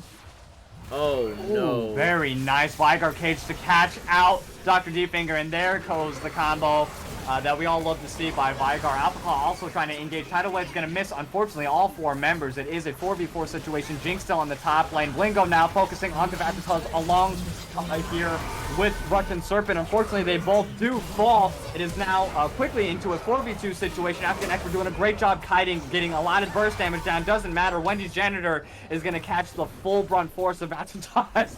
Super Mega Death Rocket barely threading the needle in between both of them. And here comes the Rift Turtle, going to be popped in. Now, Université of Montréal is just going to maintain and extend their lead a little bit further here. 11-3, about 3K gold ahead. No, 4K, I'm sorry, can't count. Dr. Deepfinger's going to go ahead and flash, lands the ultimate. Gazan did land a really nice zap to stop the progression there, but let's see if he can get out. He does have another dash forward, and the double shot, ward. Barely in range. The ward, oh no. The ward let that one go. Yeah. He's like, all right, clear that now. True. Yeah, I would be pretty mad if that happened. But anyways, see, you know, it's like I say things and things happen. Batataz being in that fight made all the difference. They picked up almost the entirety of EBK in that fight, and Batataz was there. He has a lot more. Providing a lot more than Blingo can right now. I mean, Blingo 0-3 isn't really doing much, doesn't have much team fight participation right now. I mean, he's been shoved in for a majority of top lane, so it is very hard, and he's getting out traded I mean, I'm sure, you know, Vatapaw's getting low, but he soaks up so much. Absolutely, and also Vatatas picking up an early Bramble. Oh, very nice tidal wave to go ahead and save Dr. Deepfinger there. Alpha Claw is going to go ahead and get taken out in the Super Mega Death Rocket from far to snipe down Dr. Deepfinger. Excellent move from Kazan. I mean, we've seen a few of those whiff here, but he said all I need is one really good one. Glacial Prison landing perfectly on point here on the Dova King. And the Ignite, I'm sorry, no Ignite. The shield's going to be popped off from him to get him out of there with speed up. Expert tries to get that burst damage, but just doesn't have quite enough yet. Has the Mana Moon, or more Mana, I'm sorry, but once he has that Luden's Echo, just like we saw last game, right as soon as he picked up that second item, that's where we saw the damage really excel here for Corki specifically. Yeah, okay, definitely. Okay. Alpha Claw, what are you doing? Alpha Claw being risky this game. He knows he's ahead. He knows he's got the passive ready. He knows. Yep. I mean, damage is coming through from Corki. He's doing a great job on this Corki. I think African Expert kind of was just like, hey, Dovahkiin, you think you could play Corki? Look at me. I mean, he's doing both these mid laners are doing a great job. But yeah. They are in their own respective fields. I mean, 184 farm is very impressive, you know, up by about 30 farm. But at the same time, the 5-1 and 2 Vigar also very impressive and probably a little bit more snowbally. Scary. I think scary is the word. Yeah, scary. Excellent. That's a great word in this situation. Way more scary. You know, he has the Shadow Flame. He has the Everfrost. So he's able to lock down. He's able to do a lot of bursty damage. And I believe the third item that you want to pick up is what? Rabdon's Death Cap, right? Death Cap, he could go for the oh gosh, the item that Tyr builds into. I forget what that's called. Seraph's Embrace. Oh, Seraph's, yes. Yes, Seraph. So. Oh, another Glacial Prison's gonna land perfectly on the Dovahkiin here. Flashes, does get the Everfrost off. Unfortunately, the burst isn't there to go on to African Expert. Doesn't matter. Vatatal's that, like you were mentioning earlier, a lot of the combo coming in from Alpha Claw. Kazan's gonna be killed underneath tower along with Hagnia. But meanwhile, back to the Dragon Pit. Russian Serpent is going to get taken down real low. Let's see if the red buff is going to be enough. No, it's not. And a teleport now coming in from Blingo to meet the rest of the crew here. Alpha Claw getting super low. Does have the passive available, so I don't know if that's the one you want to be focusing right now. Dragon is going to reset back into lane. Blingo looking real low along with Dr. Deepfinger. They're holding on by a sliver of health. Get out, my friends. Take your wins and leave. You don't want to give them even more of a headness than they already are, or lead, I'm sorry. Vatatal's now, yep, going to go ahead and collapse. Finds the flank onto Blinko, and Blinko does fall. He had the opportunity to get out. Oh, the Super Mega Death Rocket barely missed. That was crazy. I know y'all didn't see that in terms of the directed camera. I was looking at the map, literally just in time. That was wild. Yeah. A little bit of an interesting play from Mundo there, but looks like this fight is still going! Russian Serpent, what are you doing there? I mean, Russian Serpent wants to probably give up their own life. It means securing the dragon. Oh! That's insane! EBK is going to go ahead and pick up the soul. Not one dragon given up. He said, I may die, but this is for the rest of you. That's crazy. Hextech soul picked up by EBK. All 4 dragons by the 24-minute mark. Now they have to get out of there before they go ahead and lose the advantage that they have gotten, or at least a slight advantage, just a break in this rough game here. 6-16, University of Montreal does lead the way, but wow, great job sacrificing themselves, Russian Serpent, to pick up that soul point for EBK. Great job. I think that's the second steal we've seen. Oh my god! Oh my god, what was that? Yeah, Wendy's Janitor does pick up the kill, but the burst coming in from Dr. Deepfinger now making his way to Vatatos. This is all they needed. Alpha Claw does get the kill on to Wendy's Janitor there. The ultimate's going to come through. The burst is not enough, and he may fall. Does dash and flash away, but no. Flash is just a mimic, and here we go. Right in the bot lane as well. We saw Corki with that nice little flick of the wrist and picking up the kill. 3 members down now for EBK. And University of Montreal is just walking away with this. They said, no dragons, no problem. We'll just take all the kills. Yeah, this is a really different game than last game. I mean, there's things, I mean, obviously in first game, we had a lot of things happening around the map. This game, it took a little bit, but it got there. And, oh my, these top laners are just fighting, always. Doing it, man. I don't even know what's going on. But Russian Serpent also as well, he has a nice little damage aspect. Wait, Oh, Blingo? 3-man flank. Another 3-man flank from Blingo. This is just Groundhog's Day here for Blingo, except now on the top side, and it's just rough. It is rough. He is not at able least to they do much of traded. anything. They traded for Dovahkiin, so... Oh, okay. They secured that on the bot lane. Yeah, very nice pickup Yep. from Russian Serpent there. Unfortunately, direct camera can only focus one at a time, but that's okay. Yep. This is such a wild game, but it's airing in the favor, or being in the favor of Montreal right now. I mean, 20-8. They are 7k gold up. They have not gotten a single dragon, but that doesn't mean anything to them, right? They're so far ahead. They don't need dragons to end the game. The only thing that now, at least, I mean, this is the strongest soul in the game. So it kind of it gives EBK a chance, right? If they didn't have those dragons, there'd be no chance. I feel. I mean, just how far ahead they are. But even still, they're losing these fights. And I mean, sure, that Dovahkiin got picked off. You know, Blingo gets picked off. People are getting picked off everywhere. So it doesn't really matter. It really comes down to these team fights that are coming up. Right.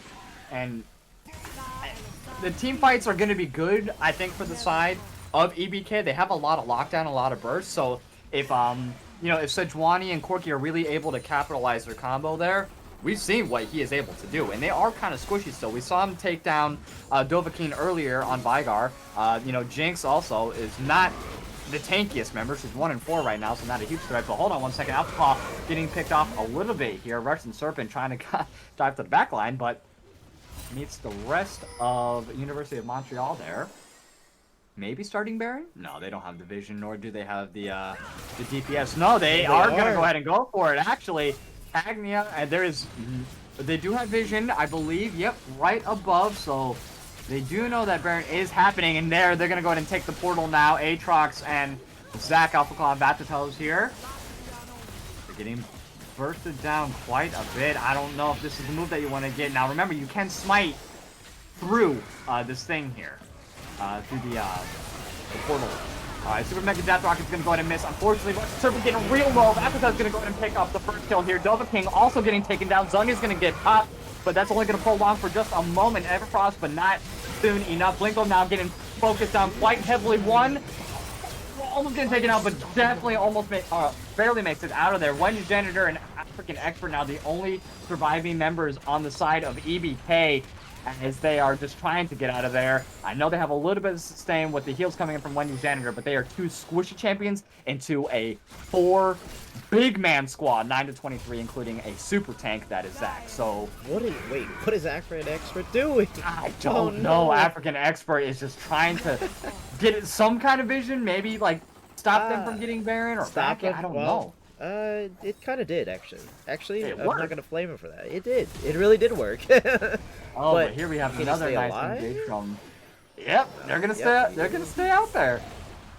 He's just slippery enough with those little speed boosts from Nami. If it like, literally, anything less by a second, like reaction time coming in from Wendy's Janitor, and that would have been the end of after. There might have been a little bit of miscommunication there, because I feel like they could have actually just gotten Baron when everybody was dead except for Koki and Nami, but they just didn't all go at the same time to us. I don't know what happened there, or what the comms were like, but I feel like they could have. Unfortunately, now we have the Elder fight.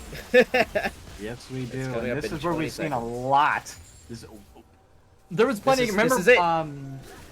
what was it? Brown, Team Brown. I believe it was Duckmark who went ahead and did the backdoor on the Diana after the fight here at Elder Dragon. So we could see something like that happen. Who knows? Or they could get aced. We had Carbon do that last week. Like backdoor opportunity is here, but I don't think either of these teams want that. They're gonna 5v5. It looks like. Okay, so they definitely know that one of the members, they don't know it's Baptist. Oh, now they do now, over the back line. He is going to go ahead and pop the plant as well, and since they have no way of being able to engage besides the front door now for the Elder Dragon, they're going to go ahead and start it. The Tidal Wave is going to go ahead and land, only hit one member, unfortunately. Alpha Q is going to go ahead and go onto the back line here. African Expert force the dash out. The patch is going to pop here from Alpha Claw as well. They are going to take him down very easily. Shutdown goes on over to Dr. Deepfinger. Meanwhile, on the other side of the aisle, we do have Blingo, who got taken out by the rest of EBK. Nice Lethal Prison is going to go ahead and land on the Kazan. Kazan's going to be forced to fly. He's going to land some nice zap, and the Rockets from the back line is now in a 3v4 situation. Now, Elder Dragon's doing work here, except for the side. They are hurting EBK a lot more. Batata is going to go ahead and get bubbled. Very nice pick. The zone is going to pop through. I think this is for the Guardians. Angel shutdown on over to African Expert. That was very good for the side of EBK. That's what they needed. Two really big shutdowns. Yeah. One on over to Corky, one on over to the Lucian, and now they might be able to pick up the Elder. They are going to start it. Dovahkiin Hagnia making the way around the top of Dragon just in case, trying to deter as much as possible. He has a lot of mana, and they do have a lot of range as well, so they can poke down. Teleport's going to be coming in, though, from Blingo into the Dragon Pit, so let's see if they're able to secure it here. They have taken every Dragon thus far. Let's see if they're able to maintain. Blingo's going to walk through the cage, though. It's okay, the Super Mega Death Rocket on the Dr. Deepfinger almost takes him out. Blingo going to get taken out just like that from 4 members of University of Montreal. The Dragon is going to reset, and they are on the hunt now because that's going to get taken out. Saying take out Dr. Deepfinger, and they're making their way to African Expert. Dovahkiin gonna walk right up to him, flick of the wrist one more time. 3 members down, and now I think the Elder is gonna get picked up, but no, Russian Expert now. Oh my god. It's been so long, he reset. He saw last time. No, that's Oh no!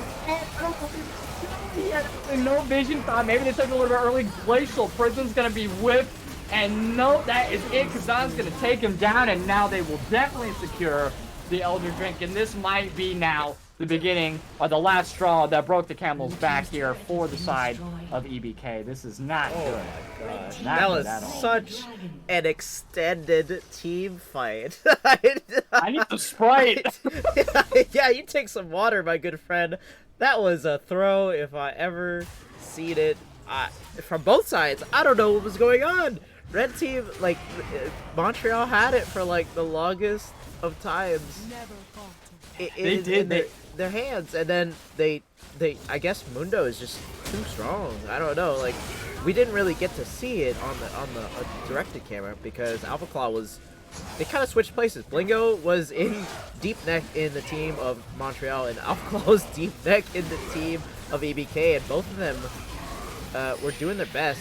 Alpha Claw actually, I think, just fell before Blingo did. But yeah, a lot of interesting plays here. That's a lot of damage, and you know That is. oof. Red team's turret has been destroyed. Elder and Baron. The win percentage ratio, I think, when you have both of these buffs, is probably like 4,000%. Most of the time. Not saying that it's a definite win, but it is very difficult to try to overcome a team fight with a Baron Elder Dragon buff. That's so. true. I mean, they are facing a Soul team, a Hex Tech Soul team, but yeah, this is rough. The both of these buffs are just gonna overpower Soul. It doesn't even matter. It's, oh man.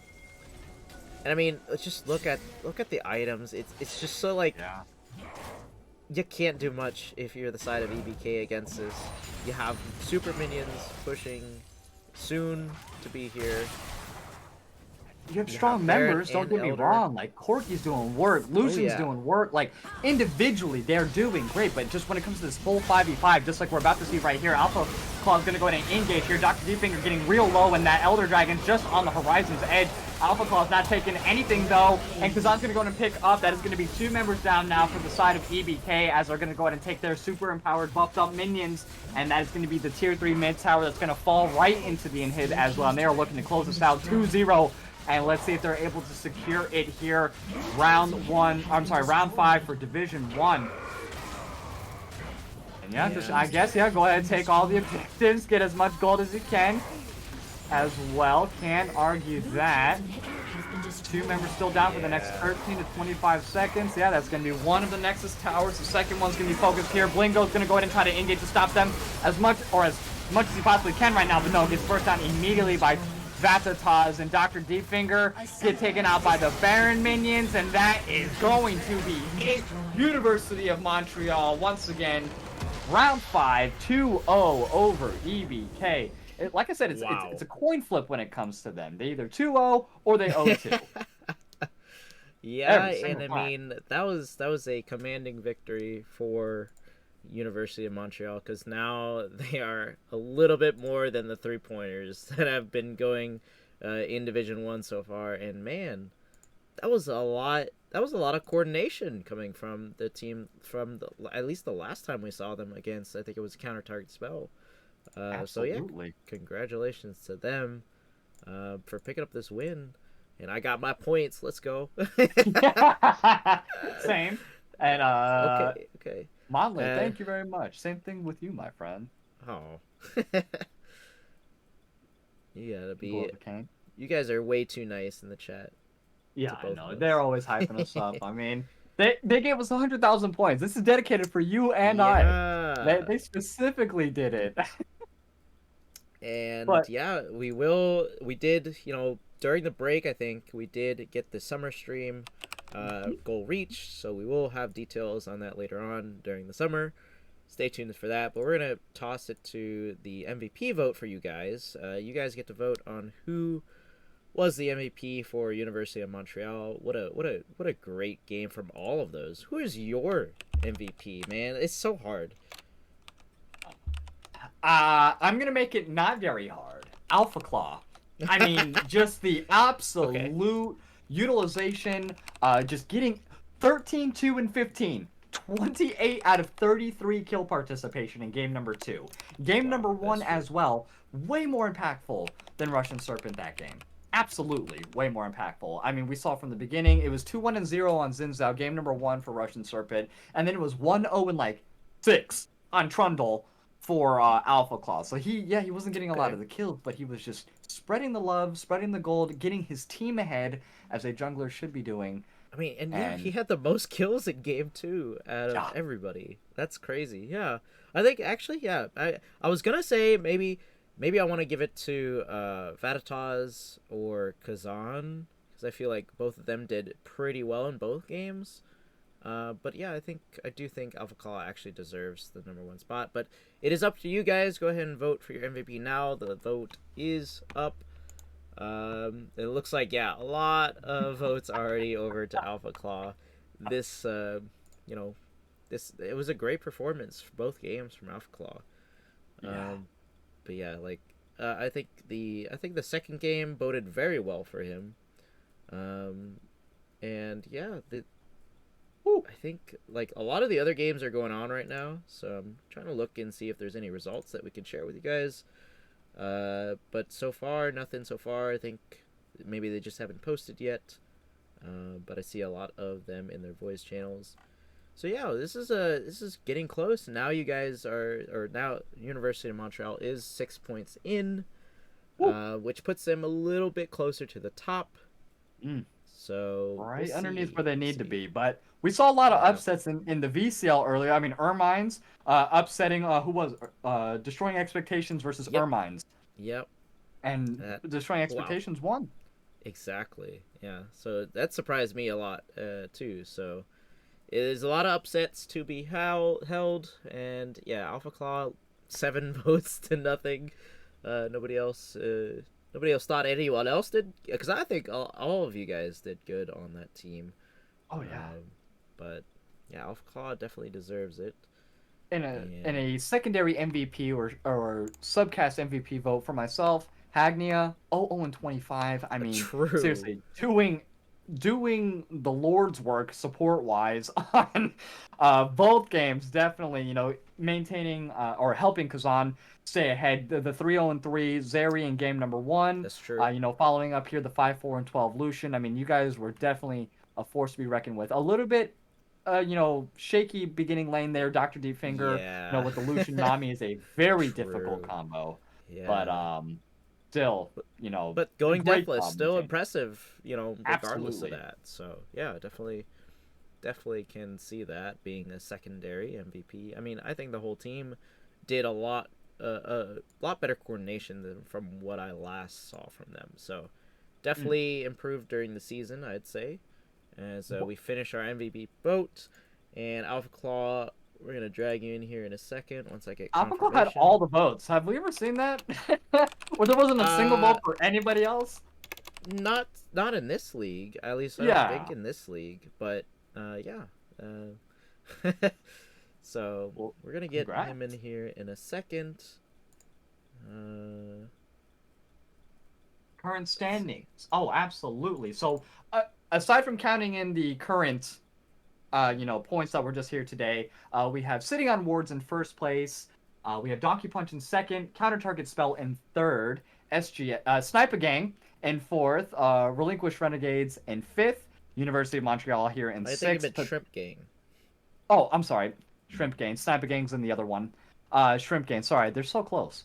And then EBK here. Or I'm sorry, Papega Clap in seventh, EBK in eighth, and then Rogue Upsets in ninth for Division 1 here. We'll go over Division 2 tomorrow. But Yeah. Alpha, you are in here, my friend, are you not? Or where'd Oh, you go? I will get him now. Oh, There we go. there we go. Alpha, the legend. The one that said, you know what, University? Hop on my backpack. I'm going to carry you to victory. And you did that today, my friend. Great work. Thanks. 2-0. Oh yeah, you guys did amazing here tonight. I mean, like I said, it's a coin flip sometimes, coming into these weeks, week number 5 here, you said, "Don't worry, landing on heads. We're 2-0 here."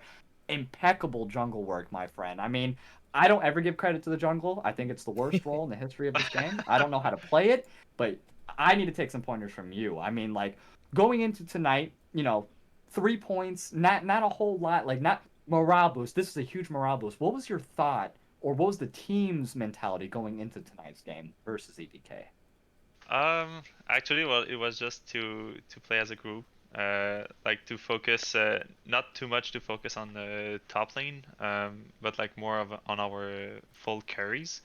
Uh, yeah, pretty much. So I played around this. I tried to figure out where the other jungler was, and everything went good. So team fighting, yeah, good engages. Full engages. That Zach was nasty, man. I Yeah. mean, you had 100% kill participation for I think like the first like 10 or 15 minutes of this game. You were in every lane, either getting the kills or getting the assists. And I mean the double kill, or not the double kill, but the second kill, repeated kill on the top lane there. I mean, I'm sure that Yeah. had to tilt them just a little bit. I know that would tilt me. It's like, all right, Zach, you were just up here, bro. Get out of my face. And you definitely took that, momentum from game number 1 and just threw that into game number 2 as a whole. And that's a toss as well. I mean, you guys are such a good combo in the top lane there. Like you said, you're trying to play around as a 5-man squad, and you guys really built your comp around that in game 1 and in game 2. Were you guys already like regardless of what was gonna be picked, were you already planning what these kind of matchups preemptively? Because you guys really seem to have the synergy down for these champions in both games. Yeah, well, actually, in the draft, we were like we we were getting our matchup, like what would be the best duos and like 5-man players, like what will be our goal this game. So like the last game with Zach, it was really to get our Veigar and Jinx ahead, and that's pretty much what they did. Especially the Veigar, and like it's just infinite scaling after that. So you get fed the Veigar, and he runs it down, and That's all you need. Oh man. Yeah, and you were talking about how like you went try to influence around the map and make sure that at least Vigar, in game 1 it was Kazan who was doing a lot of work. But I want to know, like, was the process of choosing that difficult, going into, we saw, in bot lane, Dr. Deepfinger and Wendy's Janitor, the Caitlyn and Morgana from first game doing a lot of work on that bot side of the map. Same thing kind of in game 2 where Dr. Deepfinger and Wendy's Janitor were on Lucian Nami doing a lot of work on your bot lane. Did you ever was there ever a point where you're like, we should probably go help them? yeah, at some point. I mean, when we saw they were all pushed in, like almost every time I went bot, I was like, okay, that should be a good gank. That should be a like a pretty easy double kill.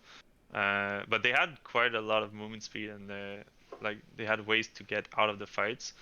So that was a little tricky. But I mean, most of all, we went down as 4v2 in the bot lanes. So that's where we just got the double kills easy.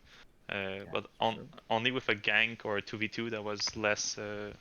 That was less easy to get. Oh That's yeah, true. I mean the roams with Dovahking along with you as well, like you Yeah. said, Vigar and Zach in the bot. There was not a whole lot of. I was surprised to not see a cleanse come through. You know, because you have the Zach, but no, wait, no, cleanse wouldn't do much against the knockups from Zach. Zach is one of those characters. It's so difficult to ward him out. It's like also like the Malphite ultimate from the Fog of War, except he has it on cooldown. It seems like every 4 seconds. So you are just always jumping into something. I mean, great gameplay, great positioning from your end in game number 2. And game number 1, sticking with the Trundle. I like the Trundle to combat the tanks that they had in game number 1. And you know, also on the side of EBK, I noticed in top side specifically, you were focusing primarily there the most. That's where you wanted to go ahead and focus more of your attention. And was it just due to the fact that you were noticing that you had the bruiser versus the tank and that you wanted to take advantage of that? Because you know that later game, tanks are pretty much going to just steamroll everybody, so you need to get your bruisers as ahead as possible. I mean, why focus top lane more so than like the Corki or someone who has not as much mobility, I guess? You mean like in the second game? Yes. Or the second game. Well, in my thoughts, it was really like Mundo is just gonna be unkillable. So it's not like we try to get the most kills early on because it's when he has the least health. But afterwards, he's just Mundo. Like he just runs it Yep. down, full health, nothing much we can do. So it was just to put pressure on the other like other people, but yeah, that's pretty much it. The Mundo early game, pretty much the only time we can get kills on him. Uh, Afterwards, it's just too much health, too much regen, so we But need to yeah. focus on other targets. Yeah, there was one point in the True. second game where like you were neck deep in their team and Blingo was neck deep in your team and you Yeah. Hey, talk to me about that fight because I am so curious about the comms because that was a very very long Elder Dragon fight. Well, it was pretty much all over the place. But like you said, I was deep in their team, and Mundo was deep in ours. I told them like, okay, I'm just dead. Focus on the Mundo, kill him, and afterwards come back. Anyways, I had my passive, but yeah, this fight could have been better, but I think having the two most healthy champs out, like it was easier for our team afterwards just to kill them all quickly. Oh yeah. Okay, fair enough. Absolutely, and you weren't too worried. I could tell by the dragons. You're like, you know No, what? We'll no, give no. we'll give them all the dragons. I'm not too. I don't need to focus any of those, and it worked out very well. Like because they did have the stronger bot lane, starting off. So it would have been very difficult for you guys to try to prioritize and focus those early dragons because Lucian was just dominating the bot lane. So Yeah, I think your exactly. presence down there would have been a little bit unnecessary, but and you definitely saw that and capitalized on it. So great job. Yeah, exactly. Because we didn't have prio bot lane pretty much all the games, so we knew getting drakes would be much harder than what we anticipated. So when you can get objective, just go find an objective elsewhere. So either get another turret, get the Rift Herald, or like you give Drake, you need to get something else. You hear that, teams? Take your wins, move on to the next objectives later on. Just reset, do something else. You're hearing it right here first. Perfect execution, perfect style by UDEM here. Great job again, man. I mean, do you have any shout outs you want to give? Anything else here before we go in and wrap up here for tonight? I just say shout out to our teams. To my team, they really didn't die a lot. It really helped. When you don't die, you don't give gold to enemies, and that's just how you win games. True. Yep. That is very true. But Uh, yes, congratulations again, man. I mean, Thank you. Wookie, any closing remarks? Anything that you want That's to go ahead all and I let got. people An know? amazing jungle performance. Thank you. Yes, sir. Well deserved. Great job once again. And tomorrow we do have another game ready for all of you wonderful folks here at home. Let me double check what we said was going to be the official lineup. Let me take a look at the scheduling just one more time here. And we have for tomorrow, yes, 8 p.m. Eastern Standard Time. I believe it's going to be Bandits in Pajamas versus Team Ventures. As of right now, Yeah. the color commentator is going to be Primus. And then Wookie is going to be the wonderful host as always. So you are going to have an absolute banger set up for tomorrow. I get to play by play. Hell yeah! I haven't played by play in a while. Oh my god, you will True. definitely want to tune in for Let's tomorrow. go. Absolutely, you guys are definitely Finally going to get want to to see play by that. play. Oh man, Oh, I I'm gonna can't have even to remember the last time I played. going on a date tomorrow, but I'll have to sneak Twitch in there a little bit on the table. Just for There me. we go. Just for me. All right. Looking Just for forward to you. that. But All yes, right. we will catch you though tomorrow, 8 p.m. Eastern Standard Time. It'll be Bandits in Pajamas versus Team Ventures. I'm your boy Rylionn, and joining me tonight, GQ Top 100 all-time Wookie Monster himself. And we'll see you Stop. tomorrow. Don't go anywhere. Peace out, y'all. Good night.